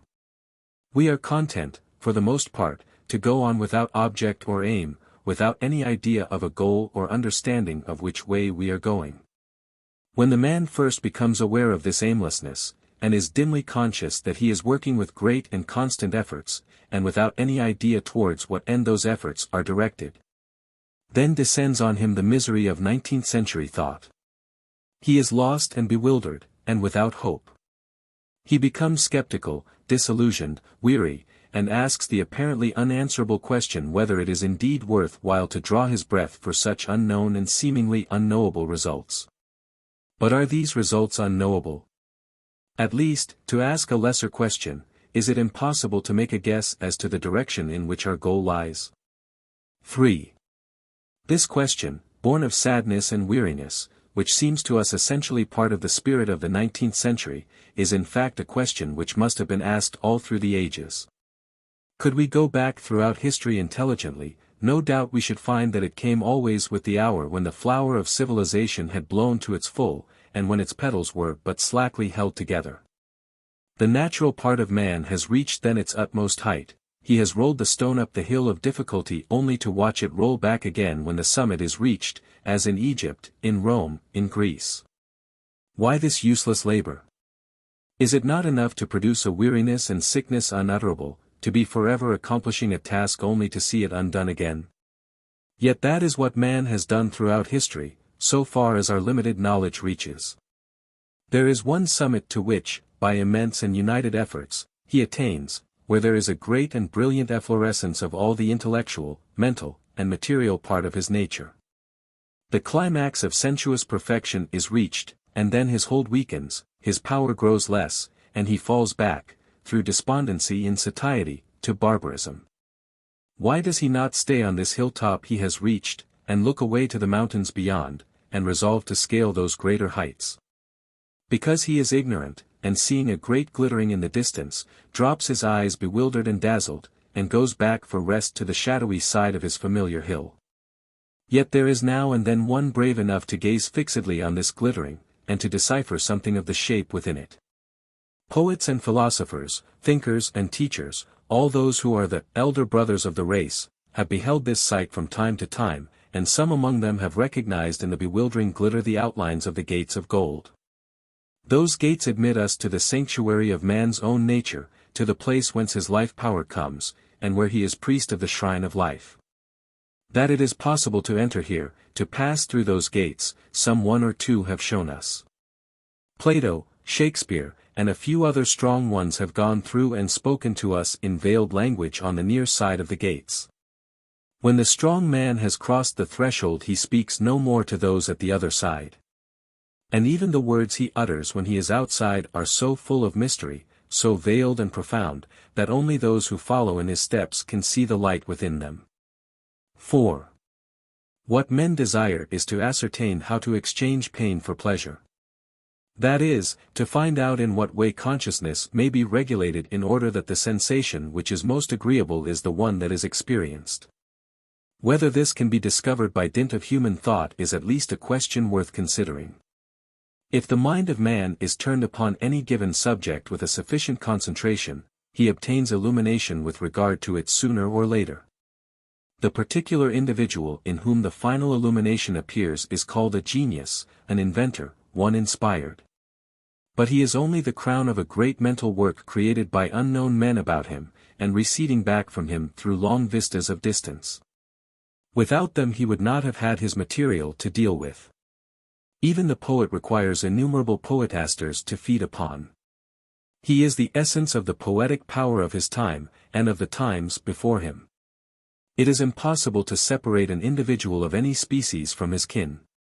If, therefore, instead of accepting the unknown as unknowable, men were with one accord to turn their thoughts towards it, those golden gates would not remain so inexorably shut.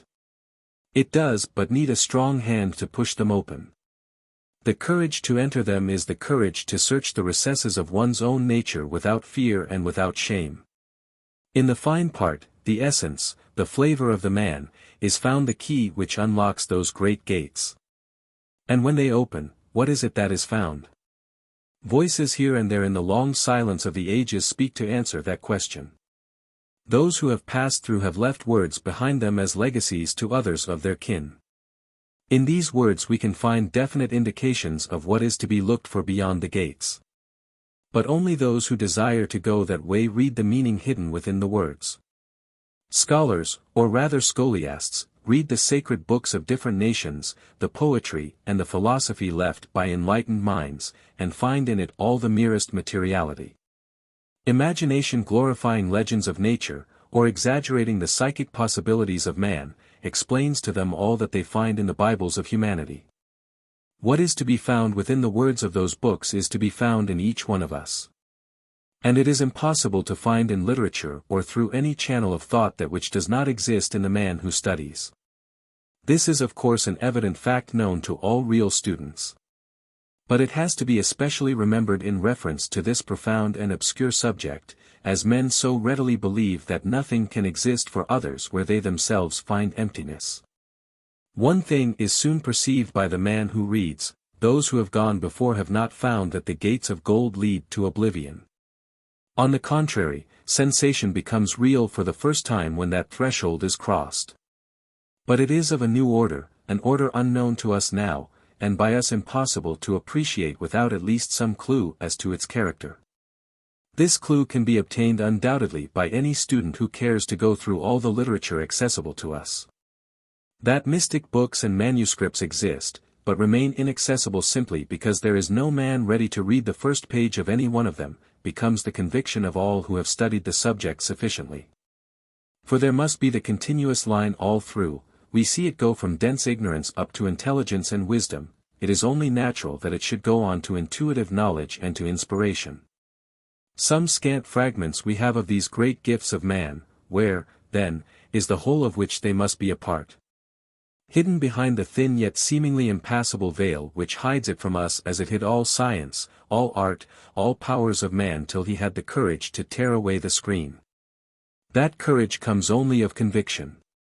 When once man believes that the thing exists which he desires, he will obtain it at any cost. The difficulty in this case lies in man's incredulity. It requires a great tide of thought and attention to set in towards the unknown region of man's nature in order that its gates may be unlocked and its glorious vistas explored. That it is worth while to do this whatever the hazard may be, all must allow who have asked the sad question of the 19th century, is life worth living? Surely it is sufficient to spur man to new effort, the suspicion that beyond civilization, beyond mental culture, beyond art and mechanical perfection, there is another gateway, admitting to the realities of life. When it seems as if the end was reached, the goal attained, and that man has no more to do, just then, when he appears to have no choice but between eating and drinking and living in his comfort as the beasts do in theirs. And skepticism which is death, then it is that in fact, if he will but look, the golden gates are before him. With the culture of the age within him and assimilated perfectly, so that he is himself an incarnation of it, then he is fit to attempt the great step which is absolutely possible, yet is attempted by so few even of those who are fitted for it. It is so seldom attempted, partly because of the profound difficulties which surround it, but much more because man does not realize that this is actually the direction in which pleasure and satisfaction are to be obtained. There are certain pleasures which appeal to each individual. Every man knows that in one layer or another of sensation he finds his chief delight. Naturally he turns to this systematically through life, just as the sunflower turns to the sun and the water lily leans on the water. But he struggles throughout with an awful fact which oppresses him to the soul, that no sooner has he obtained his pleasure than he loses it again and has once more to go in search of it. More than that, he never actually reaches it, for it eludes him at the final moment. This is because he endeavors to seize that which is untouchable and satisfy his soul's hunger for sensation by contact with external objects.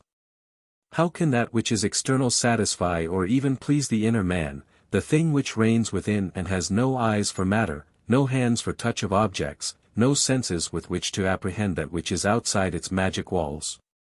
Those charmed barriers which surround it are limitless, for it is everywhere. It is to be discovered in all living things, and no part of the universe can be conceived of without it, if that universe is regarded as a coherent whole. And unless that point is granted at the outset, it is useless to consider the subject of life at all. Life is indeed meaningless unless it is universal and coherent, and unless we maintain our existence by reason of the fact that we are part of that which is, not by reason of our own being. This is one of the most important factors in the development of man, the recognition, profound and complete recognition, of the law of universal unity and coherence. The separation which exists between individuals, between worlds, between the different poles of the universe and of life, the mental and physical fantasy called space, is a nightmare of the human imagination. That nightmares exist, and exist only to torment, every child knows. And what we need is the power of discrimination between the phantasmagoria of the brain, which concern ourselves only, and the phantasmagoria of daily life, in which others also are concerned. This rule applies also to the larger case. It concerns no one but ourselves that we live in a nightmare of unreal horror, and fancy ourselves alone in the universe and capable of independent action, so long as our associates are those only who are a part of the dream. But when we desire to speak with those who have tried the golden gates and pushed them open, then it is very necessary, in fact it is essential, to discriminate, and not bring into our life the confusions of our sleep. If we do, we are reckoned as madmen, and fall back into the darkness where there is no friend but chaos. This chaos has followed every effort of man that is written in history. After civilization has flowered, the flower falls and dies, and winter and darkness destroy it.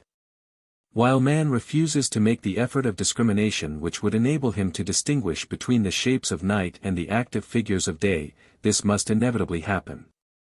But if man has the courage to resist this reactionary tendency, to stand steadily on the height he has reached and put out his foot in search of yet another step, why should he not find it?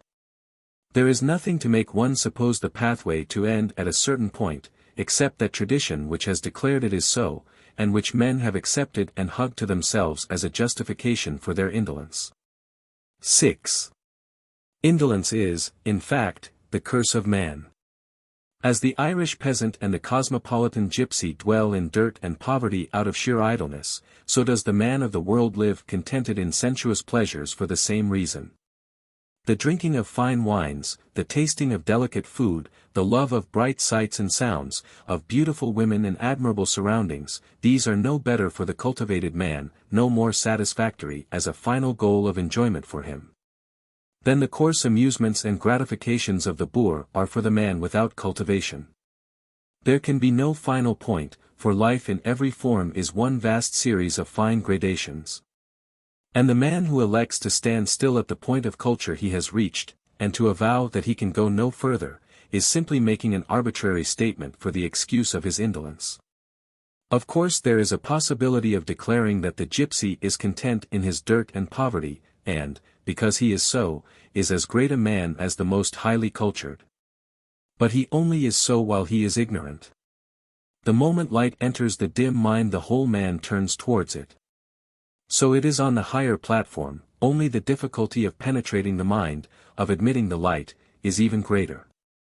The Irish peasant loves his whiskey, and while he can have it cares nothing for the great laws of morality and religion which are supposed to govern humanity and induce men to live temperately.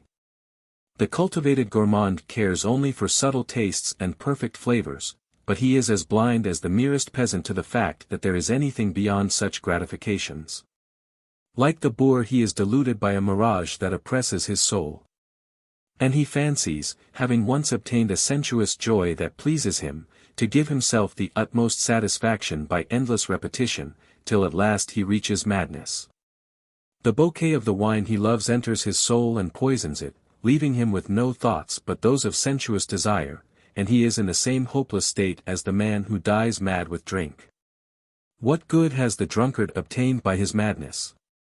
None. Pain has at last swallowed up pleasure utterly, and death steps in to terminate the agony. The man suffers the final penalty for his persistent ignorance of a law of nature as inexorable as that of gravitation, a law which forbids a man to stand still. Not twice can the same cup of pleasure be tasted. The second time it must contain either a grain of poison or a drop of the elixir of life. The same argument holds good with regard to intellectual pleasures, the same law operates.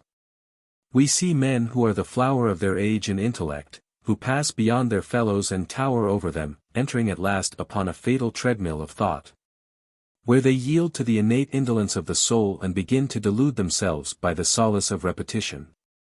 Then comes the barrenness and lack of vitality, that unhappy and disappointing state into which great men too often enter when middle life is just past. The fire of youth, the vigor of the young intellect, conquers the inner inertia and makes the man scale heights of thought and fill his mental lungs with the free air of the mountains. But then at last the physical reaction sets in.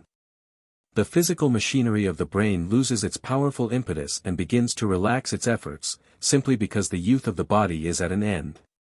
Now the man is assailed by the great tempter of the race who stands forever on the ladder of life waiting for those who climb so far. He drops the poison drop into the ear, and from that moment all consciousness takes on a dullness, and the man becomes terrified lest life is losing its possibilities for him. He rushes back on to a familiar platform of experience, and there finds comfort in touching a well-known chord of passion or emotion. And too many having done this linger on, afraid to attempt the unknown, and satisfied to touch continually that chord which responds most readily. By this means they get the assurance that life is still burning within them. But at last their fate is the same as that of the gourmand and the drunkard. The power of the spell lessens daily as the machinery which feels loses its vitality. And the man endeavors to revive the old excitement and fervor by striking the note more violently, by hugging the thing that makes him feel, by drinking the cup of poison to its fatal dregs. And then he is lost. Madness falls on his soul, as it falls on the body of the drunkard. Life has no longer any meaning for him, and he rushes wildly into the abysses of intellectual insanity. A lesser man who commits this great folly wearies the spirits of others by a dull clinging to familiar thought, by a persistent hugging of the treadmill which he asserts to be the final goal.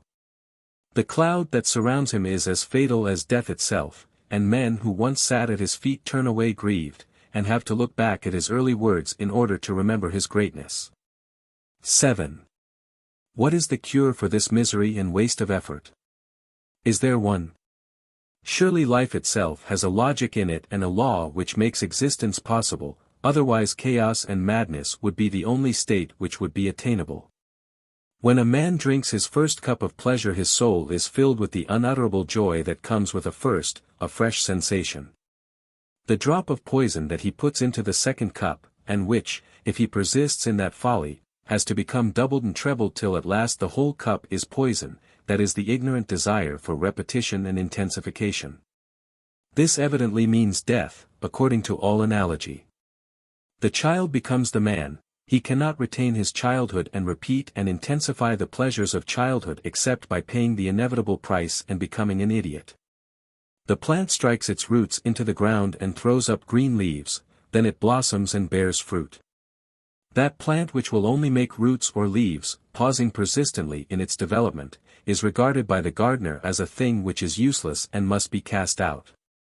The man who chooses the way of effort, and refuses to allow the sleep of indolence to dull his soul, finds in his pleasures a new and finer joy each time he tastes them. A something subtle and remote which removes them more and more from the state in which mere sensuousness is all. This subtle essence is that elixir of life which makes man immortal. He who tastes it and who will not drink unless it is in the cup finds life enlarge and the world grow great before his eager eyes. He recognizes the soul within the woman he loves, and passion becomes peace. He sees within his thought the finer qualities of spiritual truth, which is beyond the action of our mental machinery. And then instead of entering on the treadmill of intellectualisms he rests on the broad back of the eagle of intuition and soars into the fine air where the great poets found their insight. He sees within his own power of sensation, of pleasure in fresh air and sunshine, in food and wine, in motion and rest, the possibilities of the subtle man, the thing which dies not either with the body or the brain. The pleasures of art, of music, of light and loveliness, within these forms, which men repeat till they find only the forms, he sees the glory of the gates of gold, and passes through to find the new life beyond which intoxicates and strengthens. As the keen mountain air intoxicates and strengthens, by its very vigor. But if he has been pouring, drop by drop, more and more of the elixir of life into his cup, he is strong enough to breathe this intense air and to live upon it. Then if he die or if he live in physical form, alike he goes on and finds new and finer joys, more perfect and satisfying experiences, with every breath he draws in and gives out. Chapter 2. The Mystery of Threshold.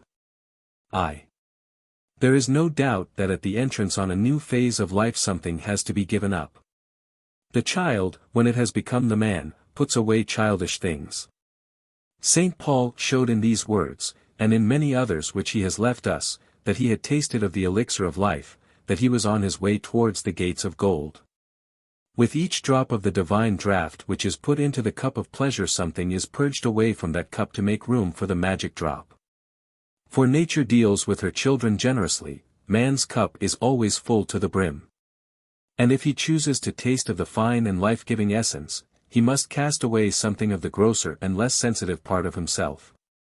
This has to be done daily, hourly, momently, in order that the draught of life may steadily increase. And to do this unflinchingly, a man must be his own schoolmaster, must recognize that he is always in need of wisdom, must be ready to practice any austerities, to use the birch rod unhesitatingly against himself, in order to gain his end. It becomes evident to anyone who regards the subject seriously, that only a man who has the potentialities in him both of the voluptuary and the stoic has any chance of entering the golden gates. He must be capable of testing and valuing to its most delicate fraction every joy existence has to give, and he must be capable of denying himself all pleasure, and that without suffering from the denial. When he has accomplished the development of this double possibility, then he is able to begin sifting his pleasures and taking away from his consciousness those which belong absolutely to the man of clay. When those are put back, there is the next range of more refined pleasures to be dealt with. The dealing with these which will enable a man to find the essence of life is not the method pursued by the Stoic philosopher. The Stoic does not allow that there is joy within pleasure, and by denying himself the one loses the other.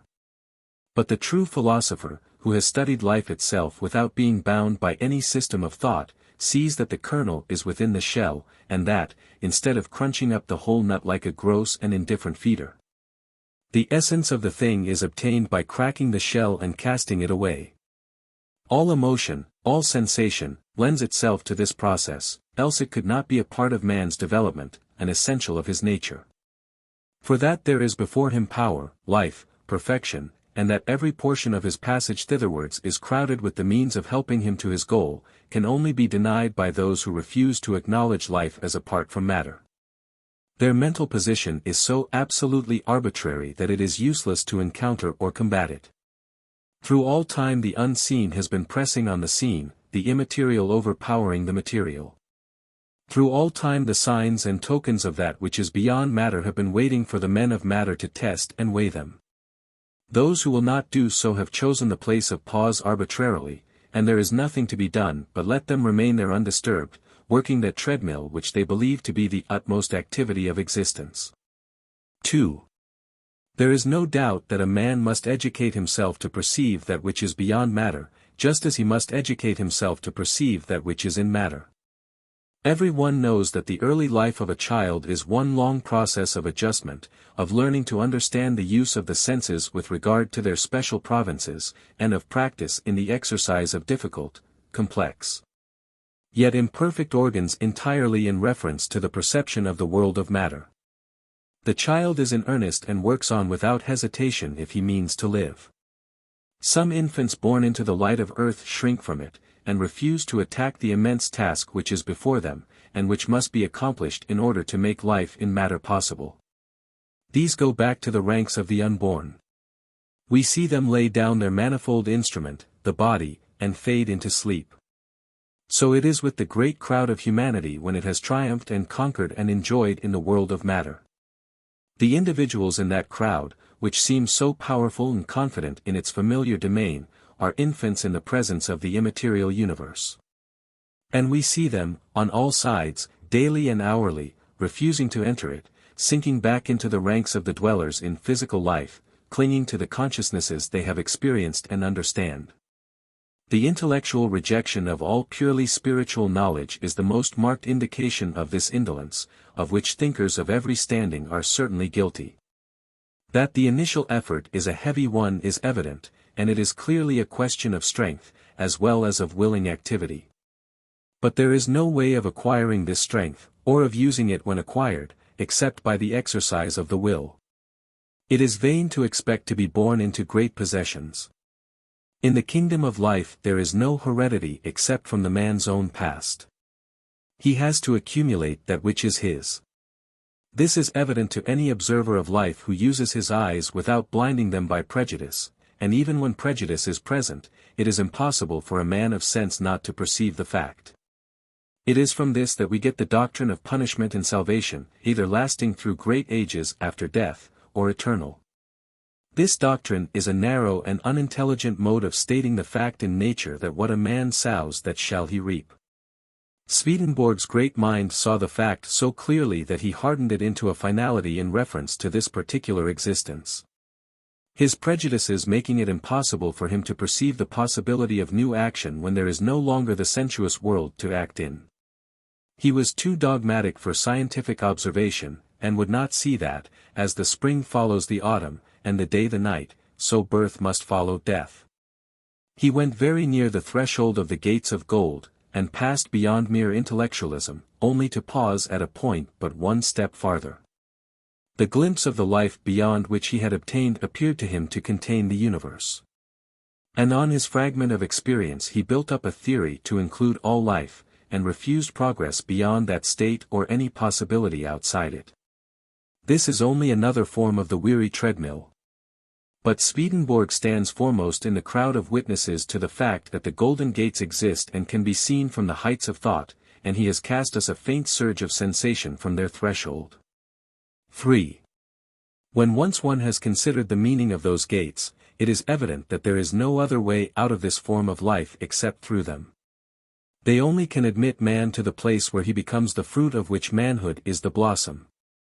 Nature is the kindest of mothers to those who need her, she never wearies of her children or desires them to lessen in multitude. Her friendly arms open wide to the vast throng who desire birth and to dwell in forms. And while they continue to desire it, she continues to smile a welcome. Why, then, should she shut her doors on any? When one life in her heart has not worn out 100th part of the soul's longing for sensation such as it finds there, what reason can there be for its departure to any other place? Surely the seeds of desire spring up where the sower has sown them. This seems but reasonable. And on this apparently self-evident fact the Indian mind has based its theory of reincarnation, of birth and rebirth in matter, which has become so familiar a part of Eastern thought as no longer to need demonstration. The Indian knows it as the Western knows that the day he is living through is but one of many days which make up the span of a man's life. This certainty which is possessed by the Eastern with regard to natural laws that control the great sweep of the soul's existence is simply acquired by habits of thought. The mind of many is fixed on subjects which in the West are considered unthinkable. Thus it is that the East has produced the great flowers of the spiritual growth of humanity. On the mental steps of 1,000,000 men Buddha passed through the gates of gold, and because a great crowd pressed about the threshold he was able to leave behind him words which prove that those gates will open. Chapter 3. The Initial Effort. It is very easily seen that there is no one point in a man's life or experience where he is nearer the soul of things than at any other. That soul, the sublime essence, which fills the air with a burnished glow, is there, behind the gates it colors with itself. But that there is no one pathway to it is immediately perceived from the fact that this soul must from its very nature be universal.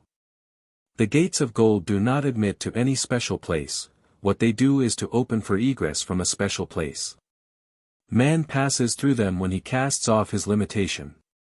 He may burst the shell that holds him in darkness, tear the veil that hides him from the eternal, at any point where it is easiest for him to do so, and most often this point will be where he least expects to find it. Men go in search of escape with the help of their minds, and lay down arbitrary and limited laws as to how to attain the, to them, unattainable. Many, indeed, have hoped to pass through by the way of religion, and instead they have formed a place of thought and feeling so marked and fixed that it seems as though long ages would be insufficient to enable them to get out of the rut. Some have believed that by the aid of pure intellect a way was to be found, and to such men we owe the philosophy and metaphysics which have prevented the race from sinking into utter sensuousness. But the end of the man who endeavors to live by thought alone is that he dwells in fantasies, and insists on giving them to other men as substantial food. Great is our debt to the metaphysicians and transcendentalists. But he who follows them to the bitter end, forgetting that the brain is only one organ of use, will find himself dwelling in a place where a dull wheel of argument seems to turn forever on its axis, yet goes nowhither and carries no burden. Virtue, or what seems to each man to be virtue, his own special standard of morality and purity, is held by those who practice it to be a way to heaven. Perhaps it is, to the heaven of the modern sybarite, the ethical voluptuary. It is as easy to become a gourmand in pure living and high thinking as in the pleasures of taste or sight or sound. Gratification is the aim of the virtuous man as well as of the drunkard. Even if his life be a miracle of abstinence and self-sacrifice, a moment's thought shows that in pursuing this apparently heroic path he does but pursue pleasure. With him pleasure takes on a lovely form because his gratifications are those of a sweet savor, and it pleases him to give gladness to others rather than to enjoy himself at their expense. But the pure life and high thoughts are no more finalities in themselves than any other mode of enjoyment, and the man who endeavors to find contentment in them must intensify his effort and continually repeat it, all in vain. He is a green plant indeed, and the leaves are beautiful, but more is wanted than leaves. If he persists in his endeavor blindly, believing that he has reached his goal when he has not even perceived it, then he finds himself in that dreary place where good is done perforce. And the deed of virtue is without the love that should shine through it. It is well for a man to lead a pure life, as it is well for him to have clean hands, else he becomes repugnant.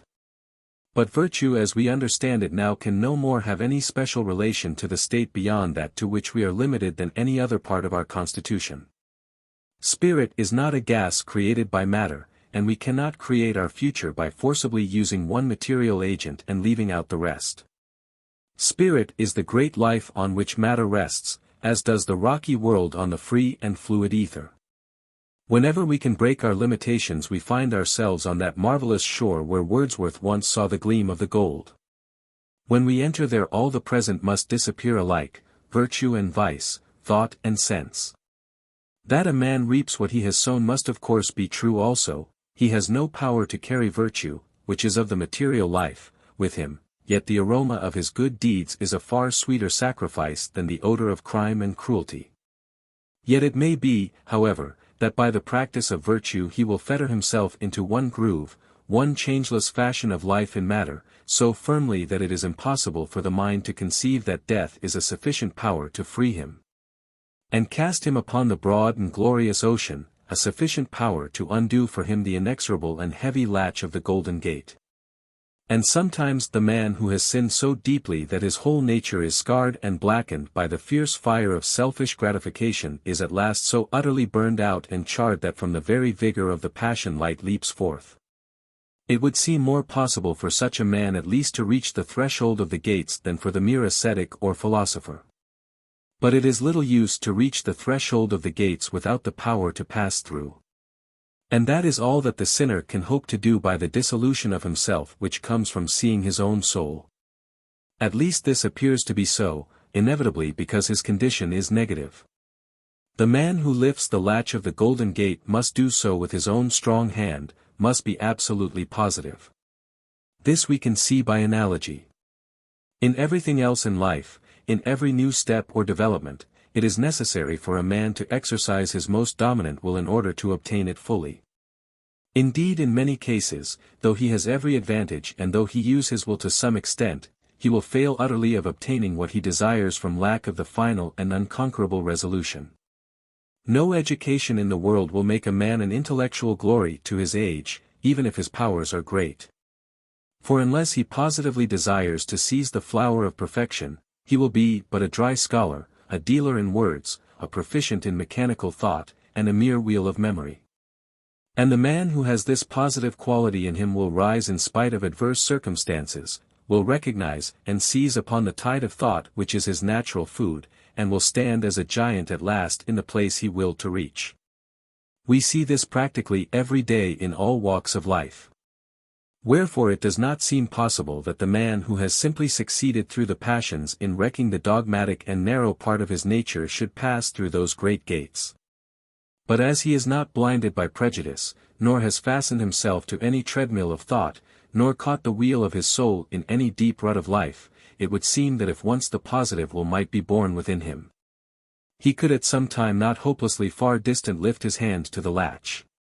Undoubtedly it is the hardest task we have yet seen set us in life, that which we are now talking of, to free a man of all prejudice, of all crystallized thought or feeling, of all limitations, yet develop within him the positive will. It seems too much of a miracle, for in ordinary life positive will is always associated with crystallized ideas. But many things which have appeared to be too much of a miracle for accomplishment have yet been done, even in the narrow experience of life given to our present humanity.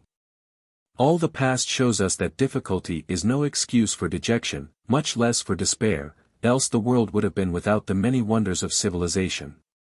Let us consider the thing more seriously, therefore, having once used our minds to the idea that it is not impossible. The great initial difficulty is that of fastening the interest on that which is unseen.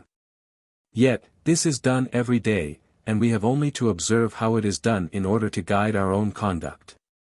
Every inventor fastens his interest firmly on the unseen.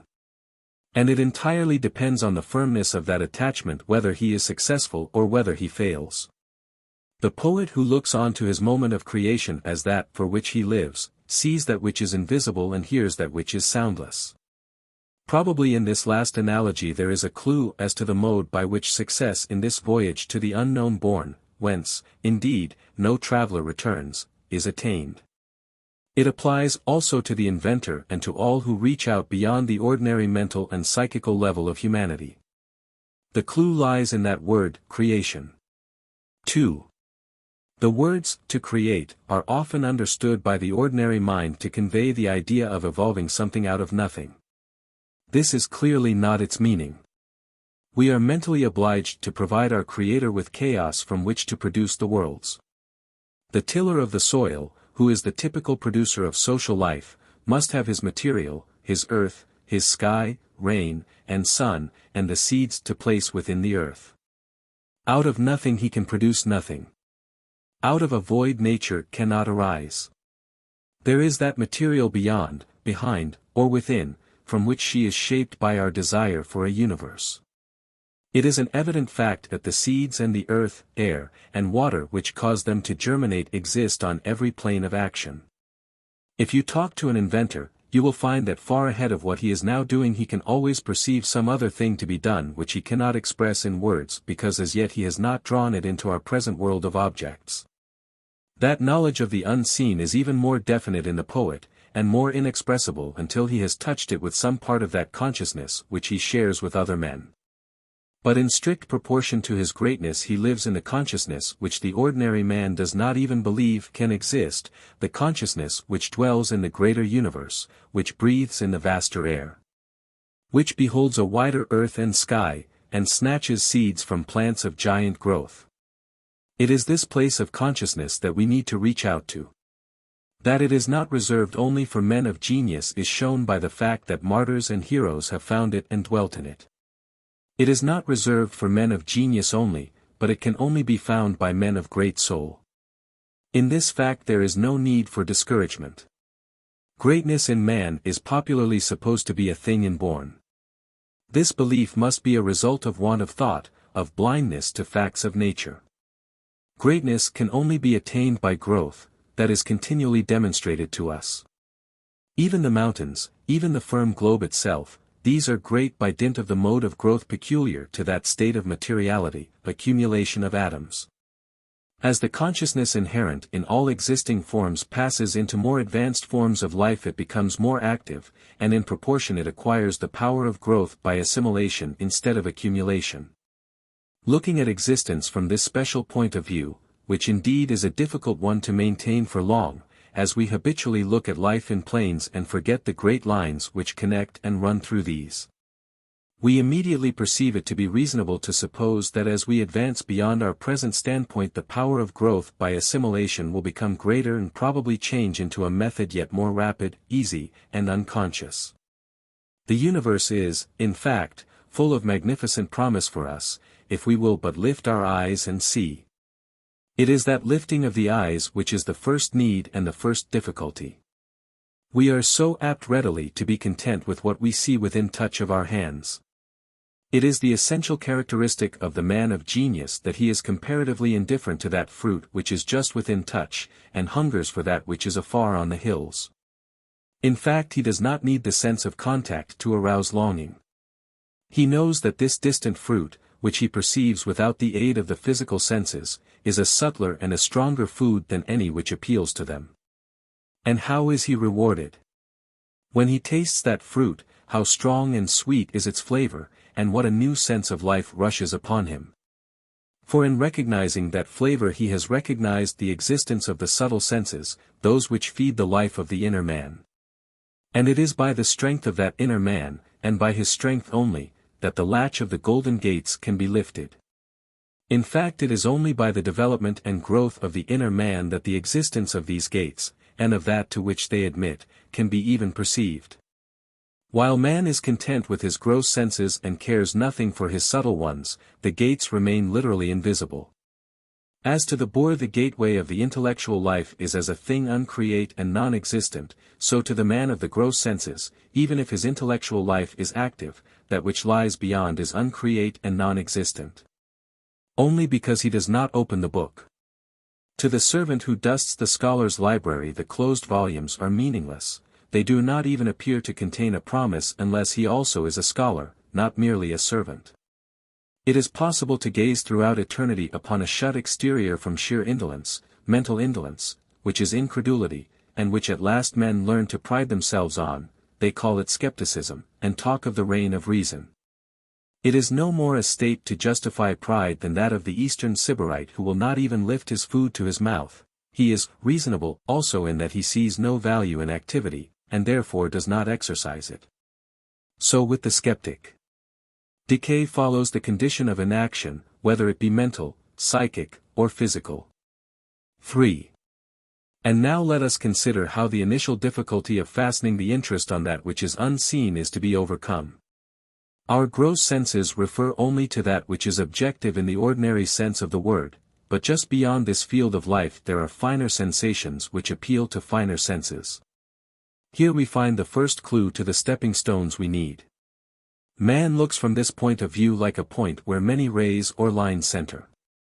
And if he has the courage or the interest to detach himself from the simplest form of life, the point, and explore but a little way along these lines or rays, his whole being at once inevitably widens and expands.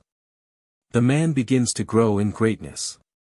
But it is evident, if we accept this illustration as a fairly true one, that the chief point of importance is to explore no more persistently on one line than another, else the result must be a deformity.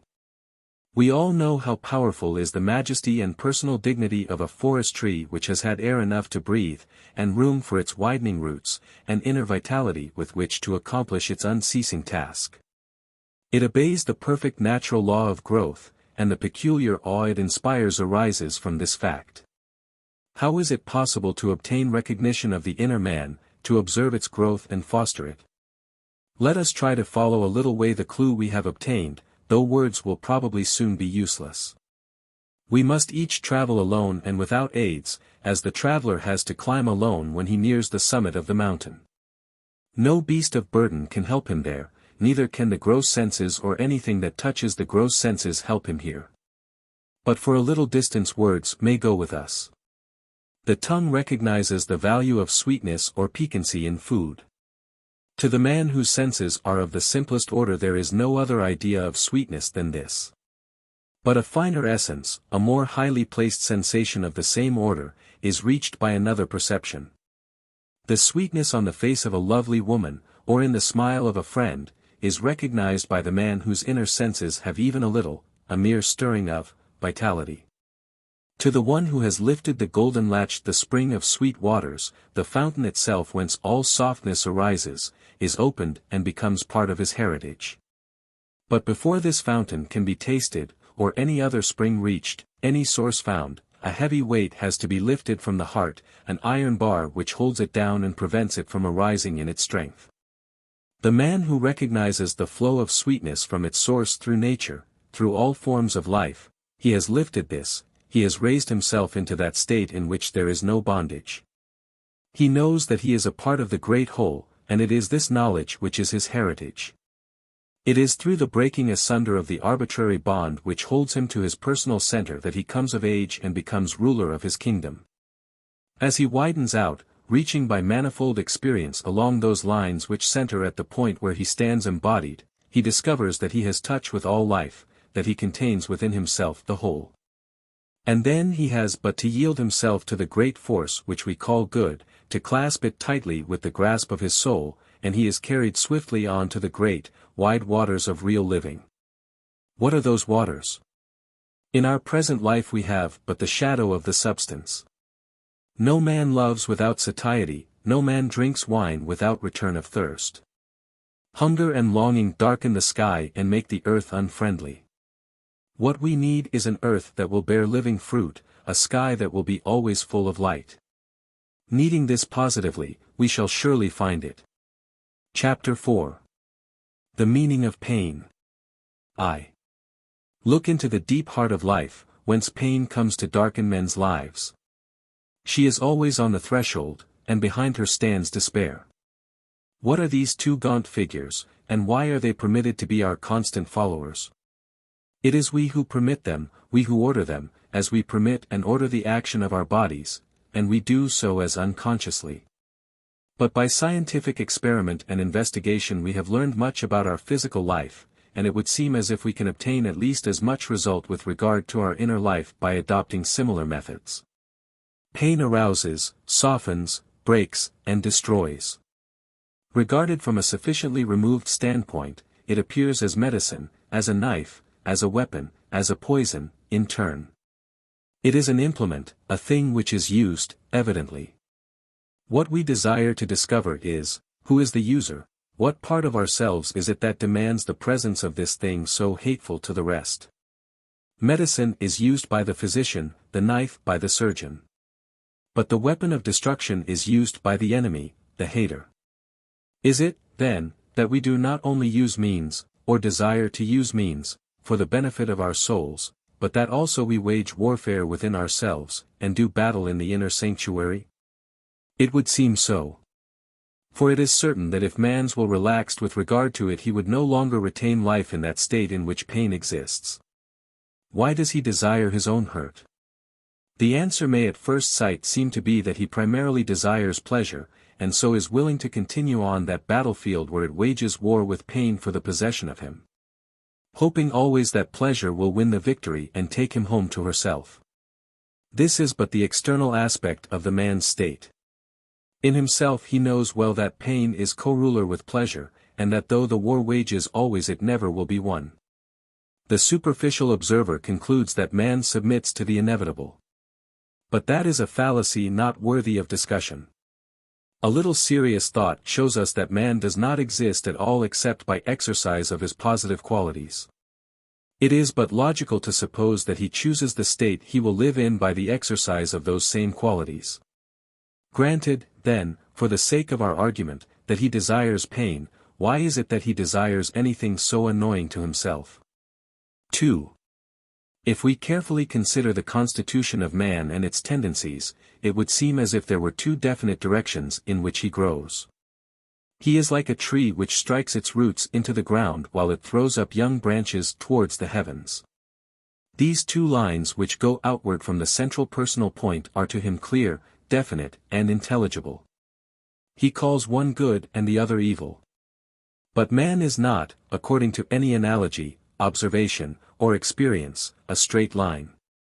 Would that he were, and that life, or progress, or development, or whatever we choose to call it, meant merely following one straight road or another, as the religionists pretend it does. The whole question, the mighty problem, would be very easily solved then. But it is not so easy to go to hell as preachers declare it to be. It is as hard a task as to find one's way to the Golden Gate. A man may wreck himself utterly in sense pleasure, may debase his whole nature, as it seems, yet he fails of becoming the perfect devil, for there is still the spark of divine light within him. He tries to choose the broad road which leads to destruction, and enters bravely on his headlong career. But very soon he is checked and startled by some unthought of tendency in himself, some of the many other radiations which go forth from his center of self. He suffers as the body suffers when it develops monstrosities which impede its healthy action. He has created pain, and encountered his own creation. It may seem as if this argument is difficult of application with regard to physical pain. Not so, if man is regarded from a loftier standpoint than that we generally occupy. If he is looked upon as a powerful consciousness which forms its external manifestations according to its desires, then it is evident that physical pain results from deformity in those desires. No doubt it will appear to many minds that this conception of man is too gratuitous, and involves too large a mental leap into unknown places where proof is unobtainable. But if the mind is accustomed to look upon life from this standpoint, then very soon none other is acceptable.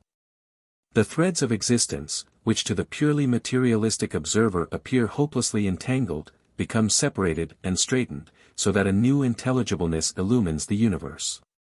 The arbitrary and cruel creator who inflicts pain and pleasure at will then disappears from the stage.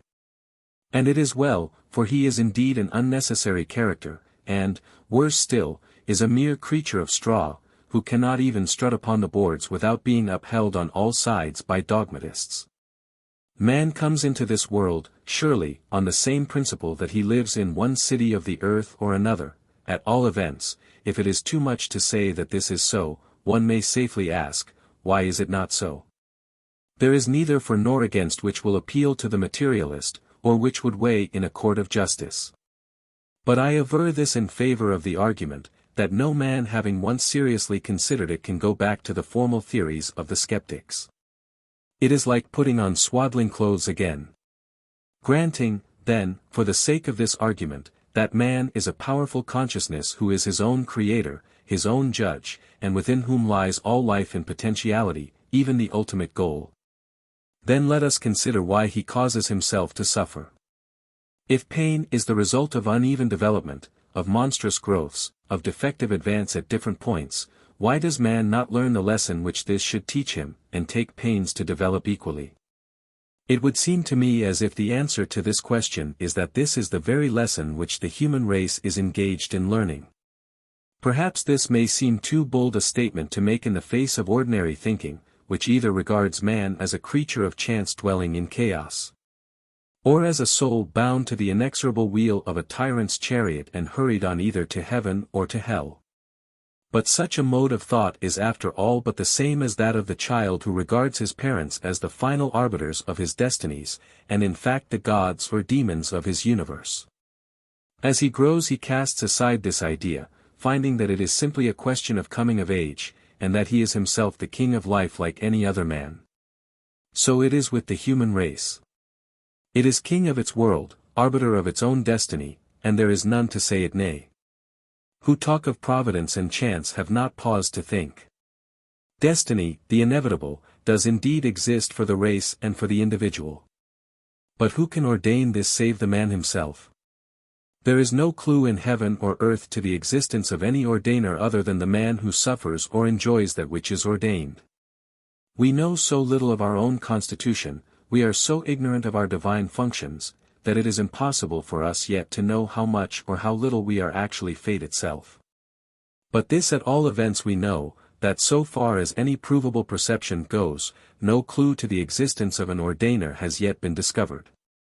Whereas if we give but a very little attention to the life about us in order to observe the action of the man upon his own future, we soon perceive this power as an actual force in operation.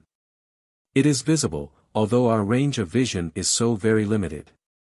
The man of the world, pure and simple, is by far the best practical observer and philosopher with regard to life, because he is not blinded by any prejudices. He will be found always to believe that as a man sows so shall he reap. And this is so evidently true when it is considered, that if one takes the larger view, including all human life, it makes intelligible the awful nemesis which seems consciously to pursue the human race. That inexorable appearance of pain in the midst of pleasure.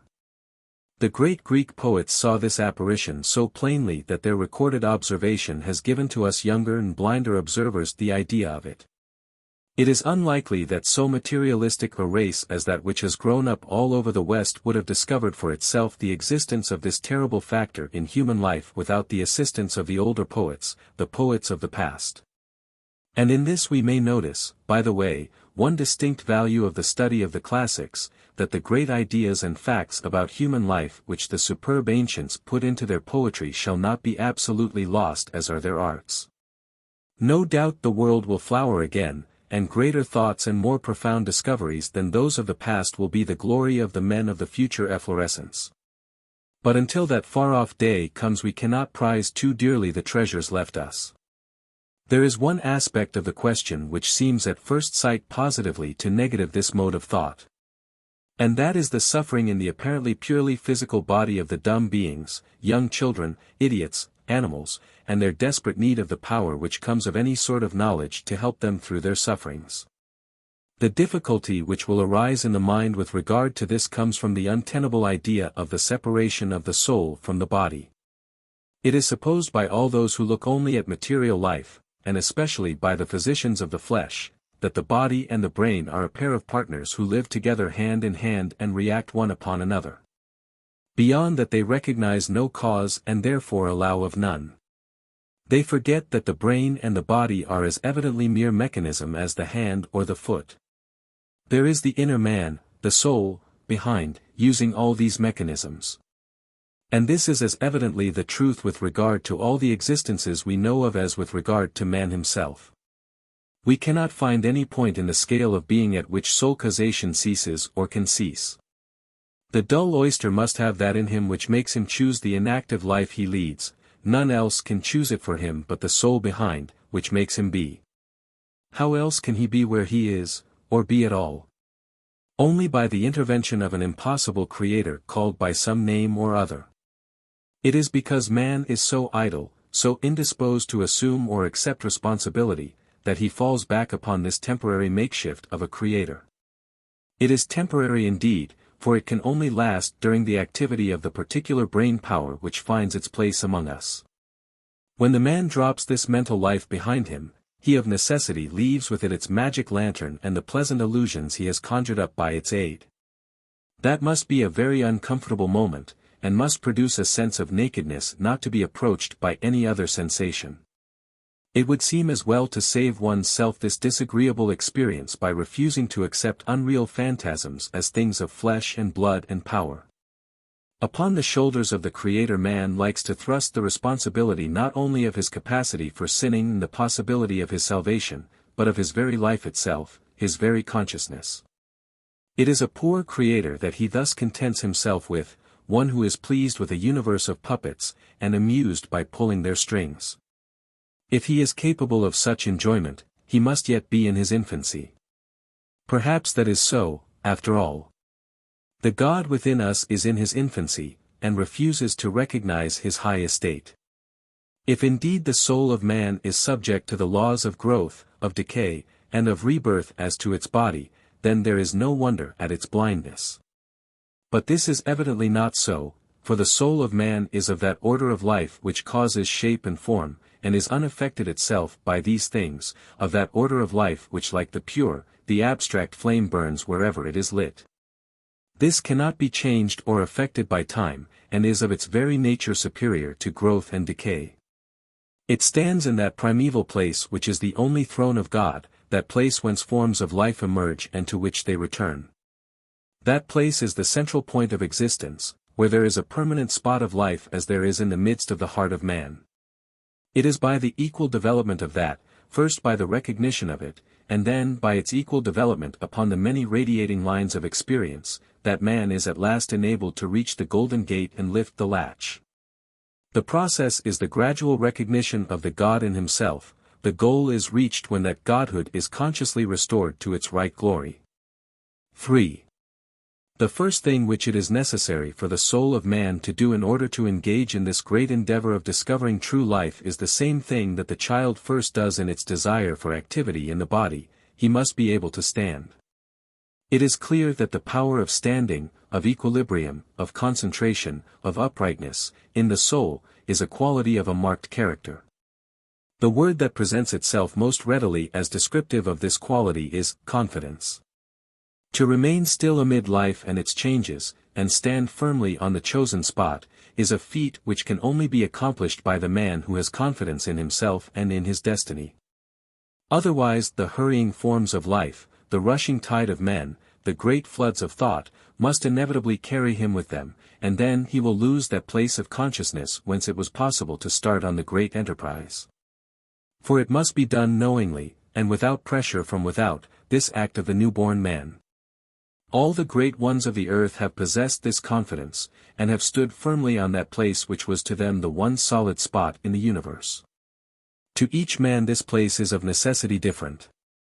Each man must find his earth and his own heaven. We have the instinctive desire to relieve pain, but we work in externals in this as in everything else. We simply alleviate it. And if we do more, and drive it from its first chosen stronghold, it reappears in some other place with reinforced vigor. If it is eventually driven off the physical plane by persistent and successful effort, it reappears on the mental or emotional planes where no man can touch it. That this is so is easily seen by those who connect the various planes of sensation, and who observe life with that additional illumination. Men habitually regard these different forms of feeling as actually separate, whereas in fact they are evidently only different sides of one center, the point of personality. If that which arises in the center, the fount of life, demands some hindered action, and consequently causes pain, the force thus created being driven from one stronghold must find another, it cannot be driven out. And all the blendings of human life which cause emotion and distress exist for its use and purposes as well as for those of pleasure. Both have their home in man, both demand their expression of right. The marvelously delicate mechanism of the human frame is constructed to answer to their lightest touch. The extraordinary intricacies of human relations evolve themselves, as it were, for the satisfaction of these two great opposites of the soul. Pain and pleasure stand apart and separate, as do the two sexes, and it is in the merging, the making the two into one, that joy and deep sensation and profound peace are obtained. Where there is neither male nor female and neither pain nor pleasure, there is the God in man dominant, and then is life real. To state the matter in this way may savor too much of the dogmatist who utters his assertions uncontradicted from a safe pulpit, but it is dogmatism only as a scientist's record of effort in a new direction is dogmatism. Unless the existence of the gates of gold can be proved to be real, and not the mere phantasmagoria of fanciful visionaries, then they are not worth talking about at all. In the 19th century hard facts or legitimate arguments alone appeal to men's minds, and so much the better. For unless the life we advance towards is increasingly real and actual, it is worthless, and time is wasted in going after it. Reality is man's greatest need, and he demands to have it at all hazards, at any price. Be it so. No one doubts he is right. Let us then go in search of reality. 4. One definite lesson learned by all acute sufferers will be of the greatest service to us in this consideration. In intense pain a point is reached where it is indistinguishable from its opposite, pleasure. This is indeed so, but few have the heroism or the strength to suffer to such a far point. It is as difficult to reach it by the other road. Only a chosen few have the gigantic capacity for pleasure which will enable them to travel to its other side. Most have but enough strength to enjoy and to become the slave of the enjoyment. Yet man has undoubtedly within himself the heroism needed for the great journey, else how is it martyrs have smiled amid the torture? How is it that the profound sinner who lives for pleasure can at last feel stir within himself the divine afflatus? In both these cases the possibility has arisen of finding the way, but too often that possibility is killed by the overbalance of the startled nature. The martyr has acquired a passion for pain and lives in the idea of heroic suffering. The sinner becomes blinded by the thought of virtue and worships it as an end, an object, a thing divine in itself, whereas it can only be divine as it is part of that infinite whole which includes vice as well as virtue. How is it possible to divide the infinite, that which is one? It is as reasonable to lend divinity to any object as to take a cup of water from the sea and declare that in that is contained the ocean. You cannot separate the ocean. The salt water is part of the great sea and must be so, but nevertheless you do not hold the sea in your hand. Men so longingly desire personal power that they are ready to put infinity into a cup, the divine idea into a formula, in order that they may fancy themselves in possession of it. These only are those who cannot rise and approach the gates of gold, for the great breath of life confuses them, they are struck with horror to find how great it is. The idol worshipper keeps an image of his idol in his heart and burns a candle always before it. It is his own, and he is pleased at that thought, even if he bow in reverence before it. In how many virtuous and religious men does not this same state exist? In the recesses of the soul the lamp is burning before a household god, a thing possessed by its worshipper and subject to him. Men cling with desperate tenacity to these dogmas, these moral laws, these principles and modes of faith which are their household gods, their personal idols. Bid them burn the unceasing flame in reverence only to the infinite, and they turn from you. Whatever their manner of scorning your protest may be, within themselves it leaves a sense of aching void. For the noble soul of the man, that potential king which is within us all, knows full well that this household idol may be cast down and destroyed at any moment, that it is without finality in itself, without any real and absolute life. And he has been content in his possession, forgetting that anything possessed can only by the immutable laws of life be held temporarily. He has forgotten that the infinite is his only friend. He has forgotten that in its glory is his only home, that it alone can be his God. There he feels as if he is homeless, but that amid the sacrifices he offers to his own especial idol there is for him a brief resting place. And for this he clings passionately to it. Few have the courage even slowly to face the great desolateness which lies outside themselves, and must lie there so long as they cling to the person which they represent, the I which is to them the center of the world, the cause of all life. In their longing for a God they find the reason for the existence of one. In their desire for a sense-body and a world to enjoy in, lies to them the cause of the universe. These beliefs may be hidden very deep beneath the surface, and be indeed scarcely accessible, but in the fact that they are there is the reason why the man holds himself upright. To himself he is himself the infinite and the God. He holds the ocean in a cup. In this delusion he nurtures the egoism which makes life pleasure and makes pain pleasant. In this profound egoism is the very cause and source of the existence of pleasure and of pain. For unless man vacillated between these two, and ceaselessly reminded himself by sensation that he exists, he would forget it.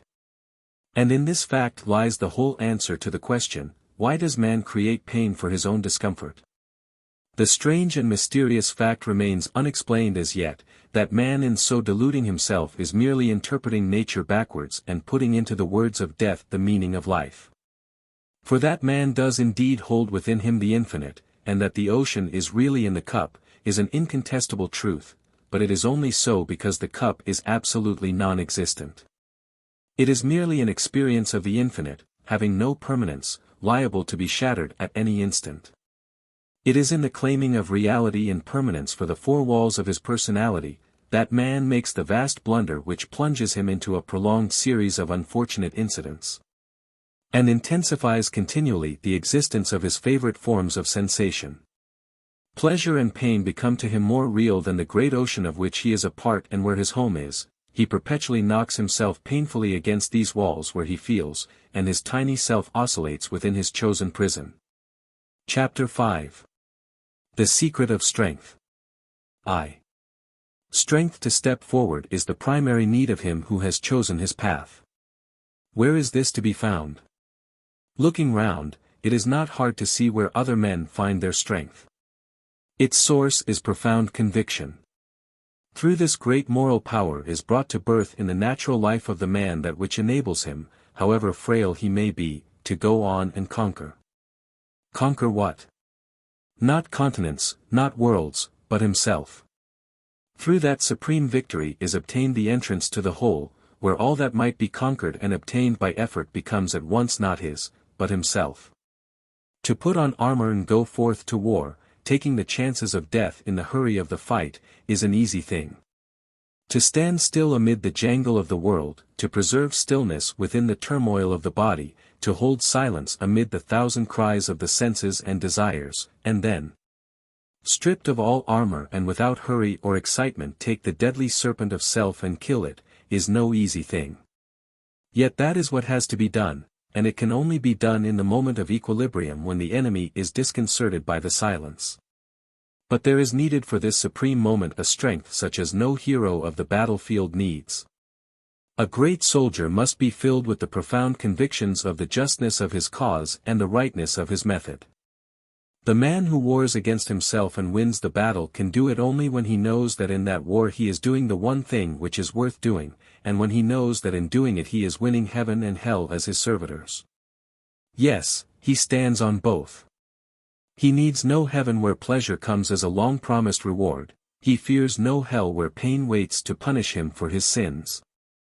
For he has conquered once for all that shifting serpent in himself which turns from side to side in its constant desire of contact, in its perpetual search after pleasure and pain.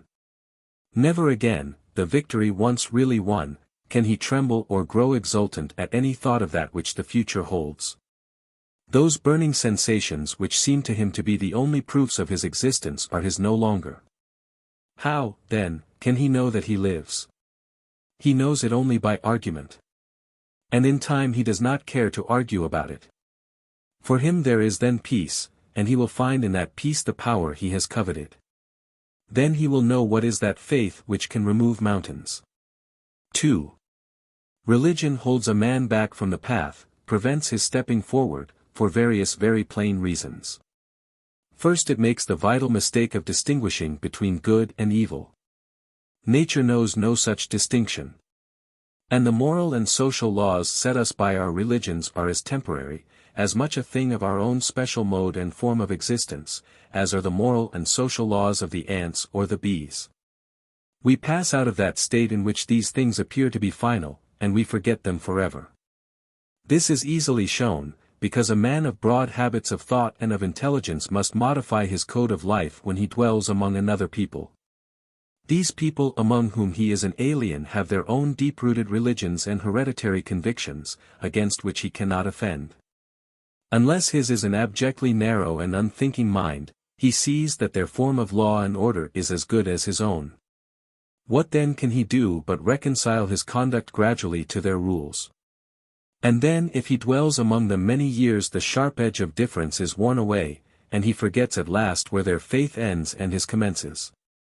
Yet is it for his own people to say he has done wrong, if he has injured no man remain just? I am not attacking law and order, I do not speak of these things with rash dislike. In their place they are as vital and necessary as the code which governs the life of a beehive is to its successful conduct. What I wish to point out is that law and order in themselves are quite temporary and unsatisfactory. A man's soul passes away from its brief dwelling place, thoughts of law and order do not accompany it. If it is strong, it is the ecstasy of true being in real life which it becomes possessed of, as all know who have watched by the dying. If the soul is weak, it faints and fades away, overcome by the first flush of the new life. Am I speaking too positively? Only those who live in the active life of the moment, who have not watched beside the dead and dying, who have not walked the battlefield and looked in the faces of men in their last agony, will say so. The strong man goes forth from his body exultant. Why? Because he is no longer held back and made to quiver by hesitation. In the strange moment of death he has had release given him. And with a sudden passion of delight he recognizes that it is release.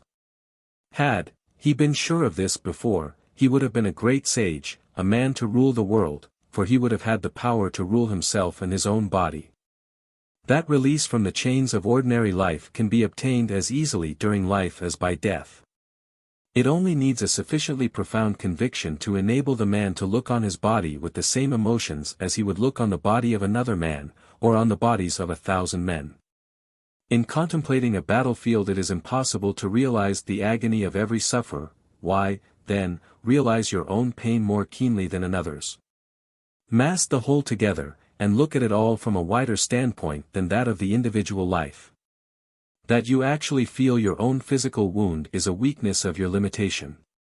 The man who is developed psychically feels the wound of another as keenly as his own, and does not feel his own at all if he is strong enough to will it so.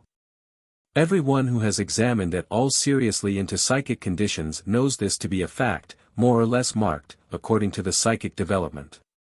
In many instances, the psychic is more keenly and selfishly aware of his own pain than of any other person's, but that is when the development, marked perhaps so far as it has gone, only reaches a certain point. It is the power which carries the man to the margin of that consciousness which is profound peace and vital activity. It can carry him no further. But if he has reached its margin, he is freed from the paltry dominion of his own self. That is the first great release. Look at the sufferings which come upon us from our narrow and limited experience and sympathy. We each stand quite alone, a solitary unit, a pygmy in the world. What good fortune can we expect? The great life of the world rushes by, and we are in danger each instant that it will overwhelm us or even utterly destroy us. There is no defense to be offered to it.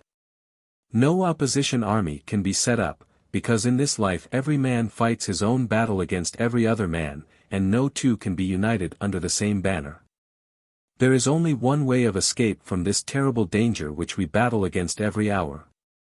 Turn round, and instead of standing against the forces, join them, become one with nature, and go easily upon her path.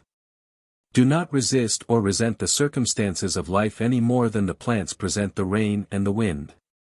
Then suddenly, to your own amazement, you find you have time and strength to spare, to use in the great battle which it is inevitable every man must fight, that in himself, that which leads to his own conquest. Some might say, to his own destruction. And why? Because from the hour when he first tastes the splendid reality of living he forgets more and more his individual self. No longer does he fight for it, or pit its strength against the strength of others. No longer does he care to defend or to feed it. Yet when he is thus indifferent to its welfare, the individual self grows more stalwart and robust, like the prairie grasses and the trees of untrodden forests. It is a matter of indifference to him whether this is so or not. Only, if it is so, he has a fine instrument ready to his hand, and in due proportion to the completeness of his indifference to it is the strength and beauty of his personal self. This is readily seen. A garden flower becomes a mere degenerate copy of itself if it is simply neglected. A plant must be cultivated to the highest pitch, and benefit by the whole of the gardener's skill, or else it must be a pure savage, wild, and fed only by the earth and sky. Who cares for any intermediate states? What value or strength is there in the neglected garden rose which has the canker in every bud? For diseased or dwarfed blossoms are sure to result from an arbitrary change of condition, resulting from the neglect of the man who has hitherto been the providence of the plant in its unnatural life. But there are wind-blown plains where the daisies grow tall, with moon faces such as no cultivation can produce in them. Cultivate, then, to the very utmost, forget no inch of your garden ground, no smallest plant that grows in it.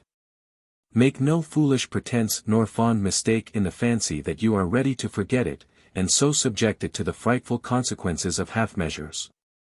The plant that is watered today and forgotten tomorrow must dwindle or decay. The plant that looks for no help but from nature itself measures its strength at once, and either dies and is recreated or grows into a great tree whose boughs fill the sky. But make no mistake like the religionists and some philosophers. Leave no part of yourself neglected while you know it to be yourself. While the ground is the gardener's, it is his business to tend it. But some day a call may come to him from another country or from death itself, and in a moment he is no longer the gardener, his business is at an end, he has no more duty of that kind at all. Then his favorite plants suffer and die, and the delicate ones become one with the earth.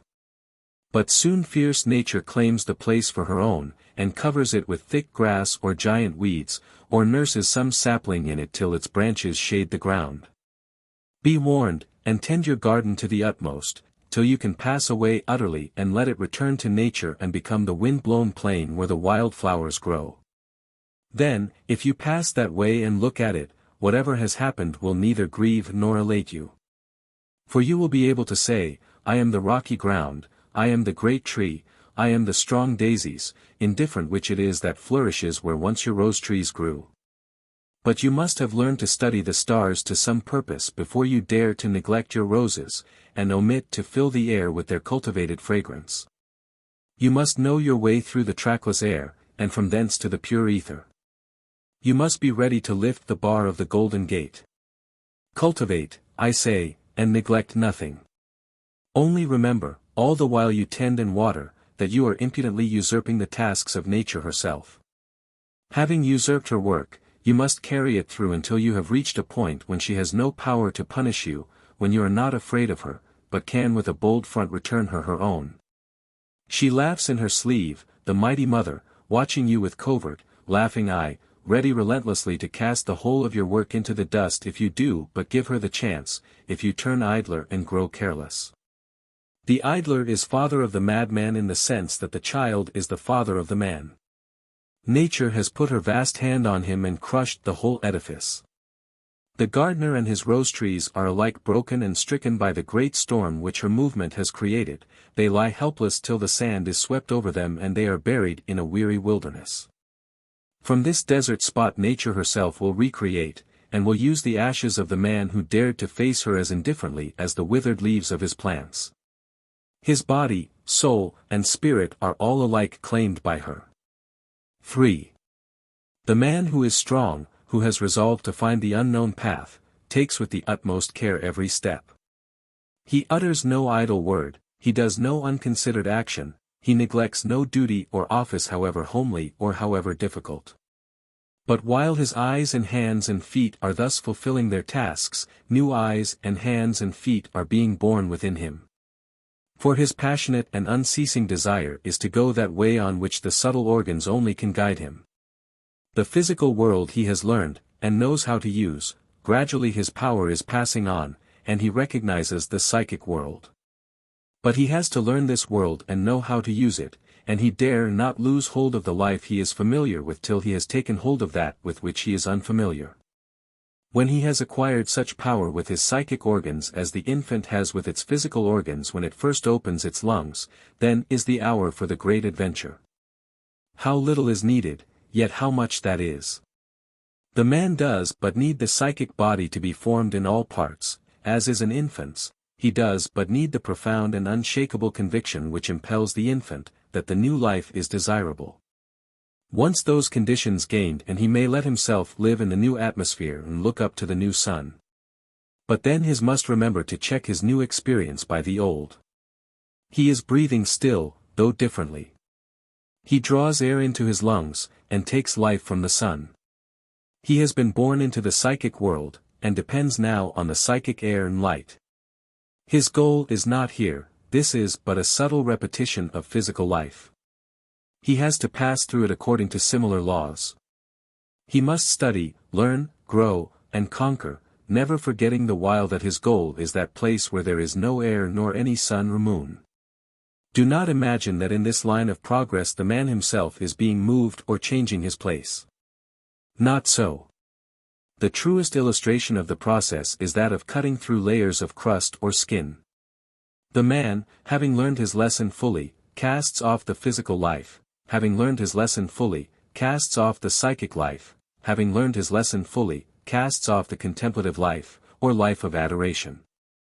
All are cast aside at last, and he enters the great temple where any memory of self or sensation is left outside as the shoes are cast from the feet of the worshipper. That temple is the place of his own pure divinity, the central flame which, however obscured, has animated him through all these struggles. And having found this sublime home he is sure as the heavens themselves. He remains still, filled with all knowledge and power. The outer man, the adoring, the acting, the living personification, goes its own way hand in hand with nature, and shows all the superb strength of the savage growth of the earth, lit by that instinct which contains knowledge. For in the inmost sanctuary, in the actual temple, the man has found the subtle essence of nature herself. No longer can there be any difference between them or any half-measures. And now comes the hour of action and power. In that inmost sanctuary all is to be found, God and his creatures, the fiends who prey on them, those among men who have been loved, those who have been hated. Difference between them exists no longer.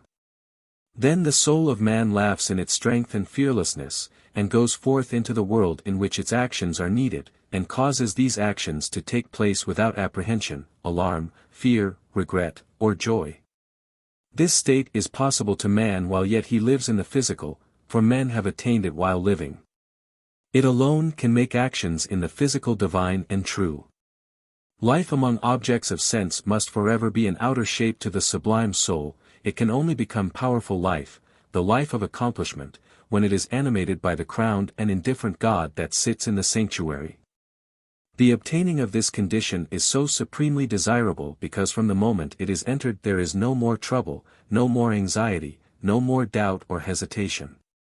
As a great artist paints his picture fearlessly and never committing any error which causes him regret, so the man who has formed his inner self deals with his life. But that is when the condition is entered. That which we who look towards the mountains hunger to know is the mode of entrance and the way to the gate.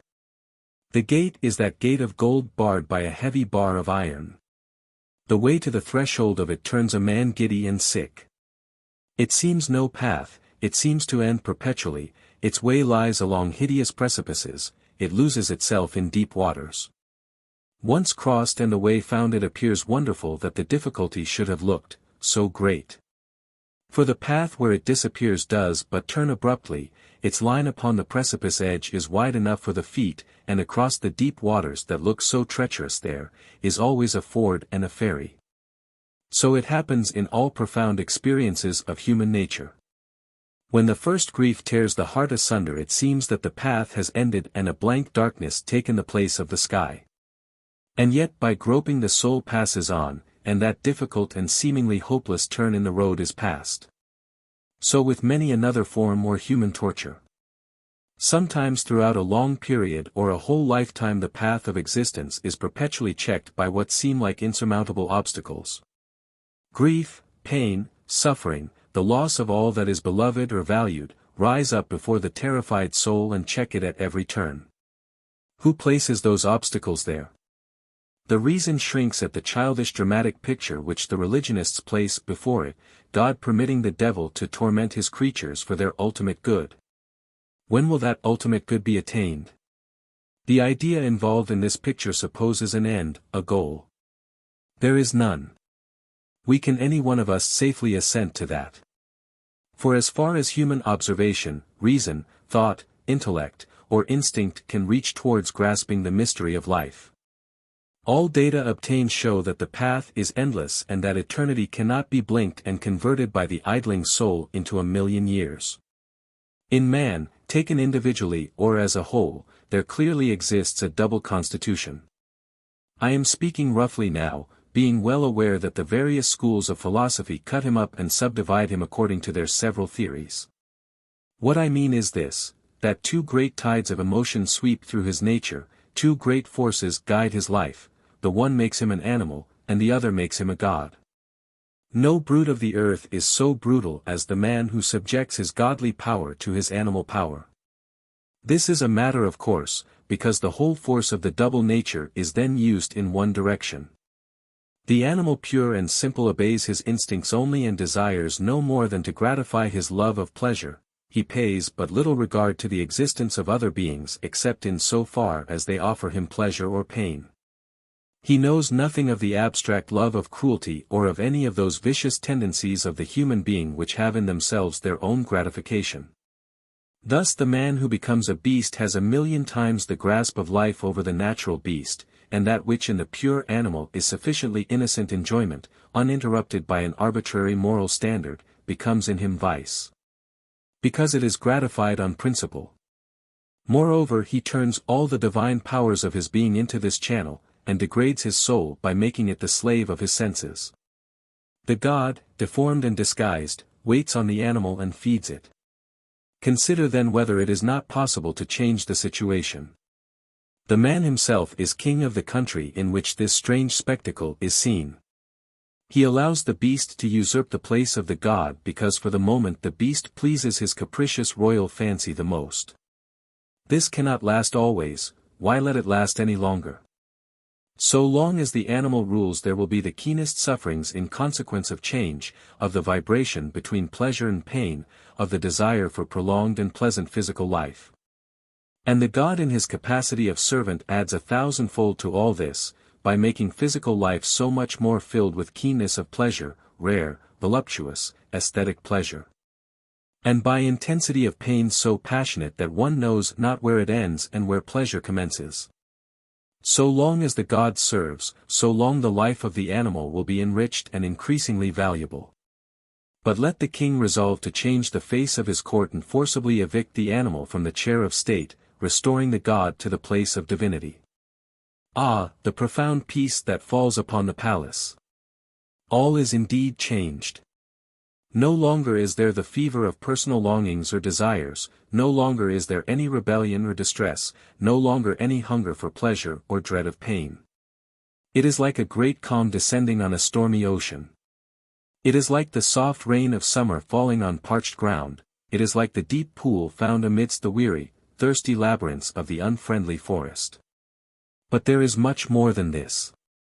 Not only is man more than an animal because there is the God in him, but he is more than a God because there is the animal in him. Once force the animal into his rightful place, that of the inferior, and you find yourself in possession of a great force hitherto unsuspected and unknown. The God as servant adds 1,000-fold to the pleasures of the animal. The animal as servant adds 1,000-fold to the powers of the God. And it is upon the union, the right relation of these two forces in himself, that man stands as a strong king, and is enabled to raise his hand and lift the bar of the golden gate. When these forces are unfitly related, then the king is but a crowned voluptuary, without power, and whose dignity does but mock him, for the animals, undivine, at least know peace and are not torn by vice and despair. That is the whole secret. That is what makes man strong, powerful, able to grasp heaven and earth in his hands. Do not fancy it is easily done. Do not be deluded into the idea that the religious or the virtuous man does it. Not so. They do no more than fix a standard, a routine, a law, by which they hold the animal in check. The God is compelled to serve him in a certain way, and does so, pleasing him with the beliefs and cherished fantasies of the religious, with the lofty sense of personal pride which makes the joy of the virtuous. These special and canonized vices are things too low and base to be possible to the pure animal, whose only inspirer is nature herself, always fresh as the dawn. The God in man, degraded, is a thing unspeakable in its infamous power of production. The animal in man, elevated, is a thing unimaginable in its great powers of service and of strength.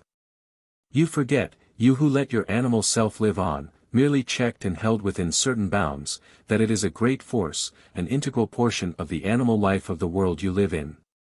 With it you can sway men, and influence the very world itself, more or less perceptibly according to your strength. The God, given his right place, will so inspire and guide this extraordinary creature, so educate and develop it, so force it into action and recognition of its kind, that it will make you tremble when you recognize the power that has awakened within you. The animal in yourself will then be a king among the animals of the world. This is the secret of the old world magicians who made nature serve them and work miracles every day for their convenience. This is the secret of the coming race which Lord Lytton foreshadowed for us.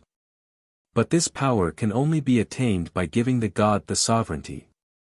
Make your animal ruler over yourself, and he will never rule others. Epilogue.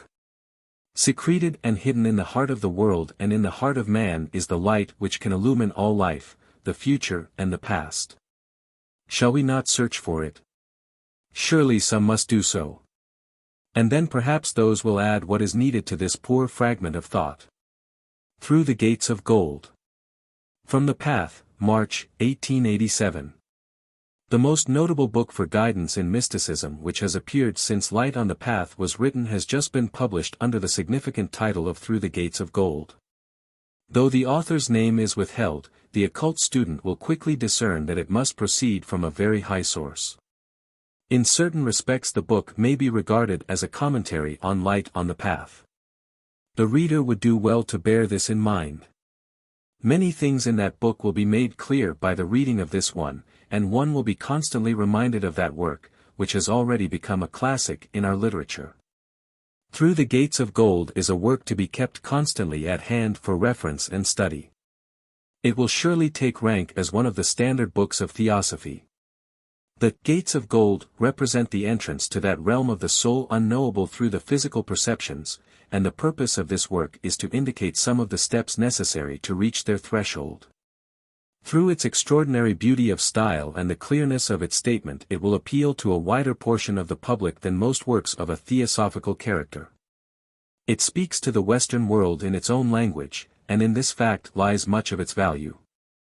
Those of us who have been longing for something practical will find it here, while it will probably come into the hands of thousands who know little or nothing of theosophy, and thus meet wants deeply felt though unexpressed. There are also doubtless many, we fancy, who will be carried far along in its pages by its resistless logic until they encounter something which will give a rude shock to some of their old conceptions, which they have imagined as firmly based as upon a rock, a shock which may cause them to draw back in alarm, but from which they will not find it so easy to recover, and which will be likely to set them thinking seriously. The titles of the 5 chapters of the book are, respectively, The Search for Pleasure, The Mystery of Threshold, The Initial Effort, The Meaning of Pain, and The Secret of Strength. Instead of speculating upon mysteries that lie at the very end of man's destiny, and which cannot be approached by any manner of conjecture, the work very sensibly takes up that which lies next at hand. That which constitutes the first step to be taken if we are ever to take a second one, and teaches us its significance. At the outset we must cope with sensation and learn its nature and meaning. An important teaching of light on the path has been misread by many. We are not enjoined to kill out sensation, but to kill out desire for sensation, which is something quite different. Sensation, as we obtain it through the physical body, affords us all that induces us to live in that shape, says this work. The problem is, to extract the meaning which it holds for us. That is what existence is for. If men will but pause and consider what lessons they have learned from pleasure and pain, much might be guessed of that strange thing which causes these effects. The question concerning results seemingly unknowable, that concerning the life beyond the gates, is presented as one that has been asked throughout the ages, coming at the hour, when the flower of civilization had blown to its full. And when its petals are but slackly held together, the period when man reaches the greatest physical development of his cycle. It is then that in the distance a great glittering is seen, before which many drop their eyes bewildered and dazzled, though now and then one is found brave enough to gaze fixedly on this glittering, and to decipher something of the shape within it. Poets and philosophers, thinkers and teachers, all those who are the elder brothers of the race, have beheld this sight from time to time, and some among them have recognized in the bewildering glitter the outlines of the gates of gold. Those gates admit us to the sanctuary of man's own nature, to the place whence his life power comes, and where he is priest of the shrine of life. It needs but a strong hand to push them open, we are told. The courage to enter them is the courage to search the recesses of one's own nature without fear and without shame. In the fine part, the essence, the flavor of the man, is found the key which unlocks those great gates. The necessity of killing out the sense of separateness is profoundly emphasized as one of the most important factors in this process. We must divest ourselves of the illusions of the material life. When we desire to speak with those who have tried the golden gates and pushed them open, then it is very necessary, in fact it is essential, to discriminate, and not bring into our life the confusions of our sleep. If we do, we are reckoned as madmen, and fall back into the darkness where there is no friend but chaos. This chaos has followed every effort of man that is written in history. After civilization has flowered, the flower falls and dies, and winter and darkness destroy it. In this last sentence is indicated the purpose of civilization. It is the blossoming of a race, with the purpose of producing a certain spiritual fruit. This fruit having ripened, then the degeneration of the great residuum begins, to be worked over and over again in the grand fermenting processes of reincarnation. Our great civilization is now flowering, and in this fact we may read the reason for the extraordinary efforts to sow the seed of the mystic teachings wherever the mind of man may be ready to receive it. In the Mystery of Threshold, we are told that only a man who has the potentialities in him both of the voluptuary and the stoic has any chance of entering the golden gates. He must be capable of testing and valuing to its most delicate fraction every joy existence has to give, and he must be capable of denying himself all pleasure, and that without suffering from the denial. The fact that the way is different for each individual is finally set forth in the initial effort, in the words that man may burst the shell that holds him in darkness, tear the veil that hides him from the eternal. At any moment where it is easiest for him to do so. And most often this point will be where he least expects to find it. By this we may see the uselessness of laying down arbitrary laws in the matter. The meaning of those important words, all steps are necessary to make up the ladder, finds a wealth of illustration here. These sentences are particularly pregnant. Spirit is not a gas created by matter, and we cannot create our future by forcibly using one material agent and leaving out the rest.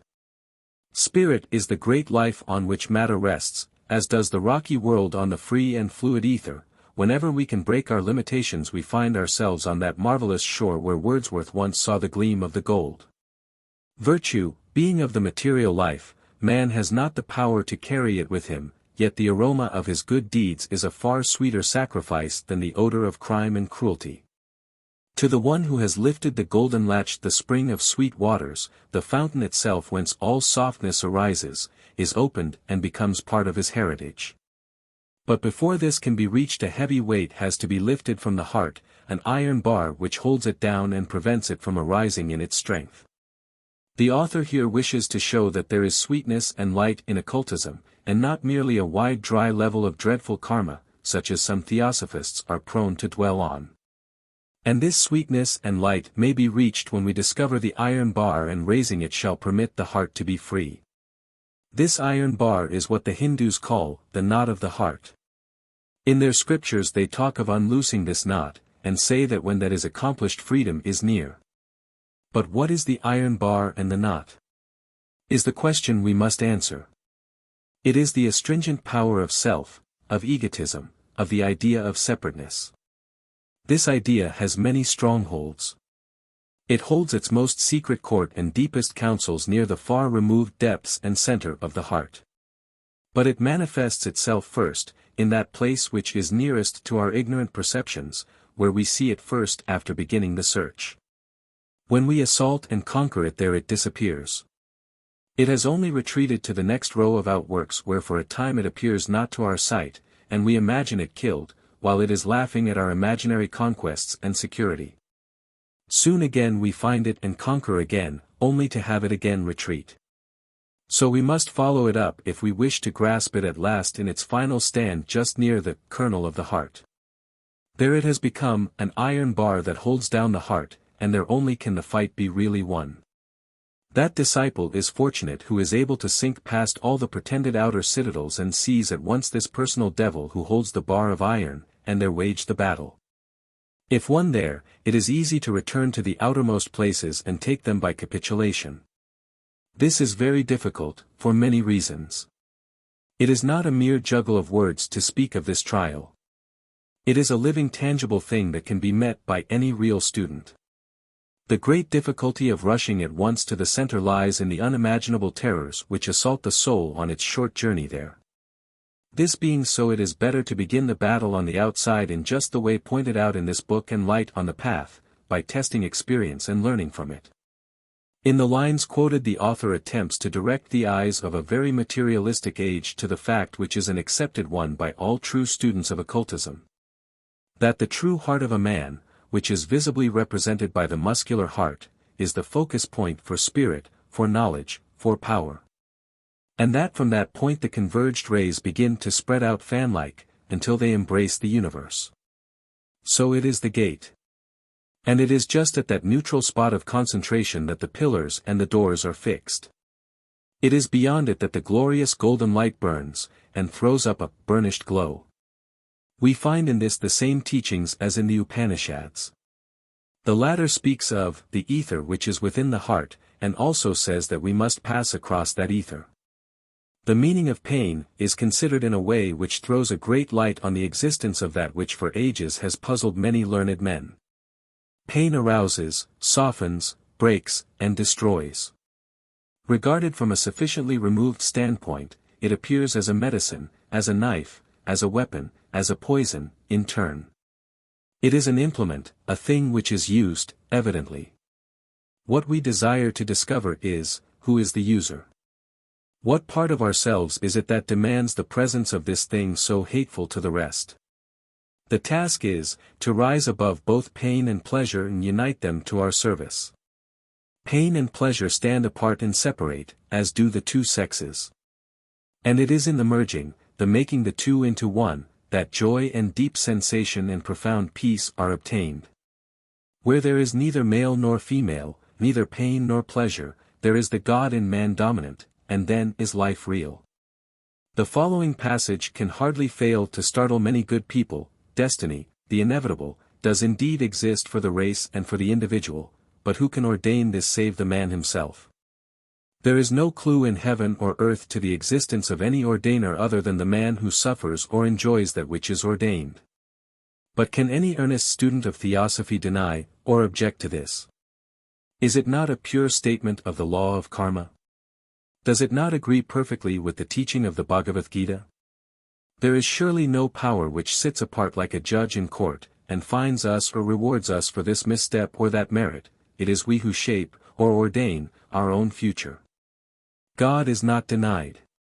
The seeming paradox that a God exists within each man is made clear when we perceive that our separate existence is an illusion. The physical, which makes us separate individuals, must eventually fall away, leaving each man one with all men, and with God, who is the infinite. And the passage which will surely be widely misunderstood is that in The Secret of Strength. Religion holds a man back from the path, prevents his stepping forward, for various very plain reasons. First, it makes the vital mistake of distinguishing between good and evil. Nature knows no such distinctions. Religion is always man-made. It cannot therefore be the whole truth. It is a good thing for the ordinary and outside man, but surely it will never bring him to the gates of gold. If religion be of God, how is it that we find that same God in his own works and acts violating the precepts of religion? He kills each man once in life. Every day the fierce elements and strange circumstances which he is said to be the author of, bring on famine, cold and innumerable untimely deaths, where then, in the true, can there be any room for such distinctions as right and wrong? The disciple must, as he walks on the path, abide by law and order, but if he pins his faith on any religion whatever he will stop at once, and it makes no matter whether he sets up Mahatmas, gods, Krishna, Vedas or mysterious acts of grace. Each of these will stop him and throw him into a rut from which even heavenly death will not release him. Religion can only teach morals and ethics. It cannot answer the question, what am I? The Buddhist ascetic holds a fan before his eyes to keep away the sight of objects condemned by his religion. But he thereby gains no knowledge, for that part of him which is affected by the improper sights has to be known by the man himself, and it is by experience alone that the knowledge can be possessed and assimilated. The book closes gloriously, with some hints that have been much needed. Too many, even of the sincerest students of occultism, have sought to ignore that one half of their nature, which is here taught to be necessary. Instead of crushing out the animal nature, we have here the high and wise teaching that we must learn to fully understand the animal and subordinate it to the spiritual. The God in man, degraded, is a thing unspeakable in its infamous power of production. The animal in man, elevated, is a thing unimaginable in its great powers of service and of strength, and we are told that our animal self is a great force, the secret of the old world magicians, and of the coming race which Lord Lytton foreshadowed. But this power can only be attained by giving the God the sovereignty. Make your animal ruler over yourself, and he will never rule others. This teaching will be seen to be identical with that of the closing words of the Idol of the White Lotus. He will learn how to expound spiritual truths, and to enter into the life of his highest self. And he can learn also to hold within him the glory of that higher self, and yet to retain life upon this planet so long as it shall last, if need be. To retain life in the vigor of manhood, till his entire work is completed, and he has taught the three truths to all who look for light. There are 3 sentences in the book which ought to be imprinted in the reader's mind, and we present them inversely. Secreted and hidden in the heart of the world and the heart of man is the light which can illumine all life. The future and the past. On the mental steps of 1,000,000 men Buddha passed through the gates of gold, and because a great crowd pressed about the threshold he was able to leave behind him words which prove that those gates will open. This is one of the most important factors in the development of man, the recognition, profound and complete recognition, of the law of universal unity and coherence.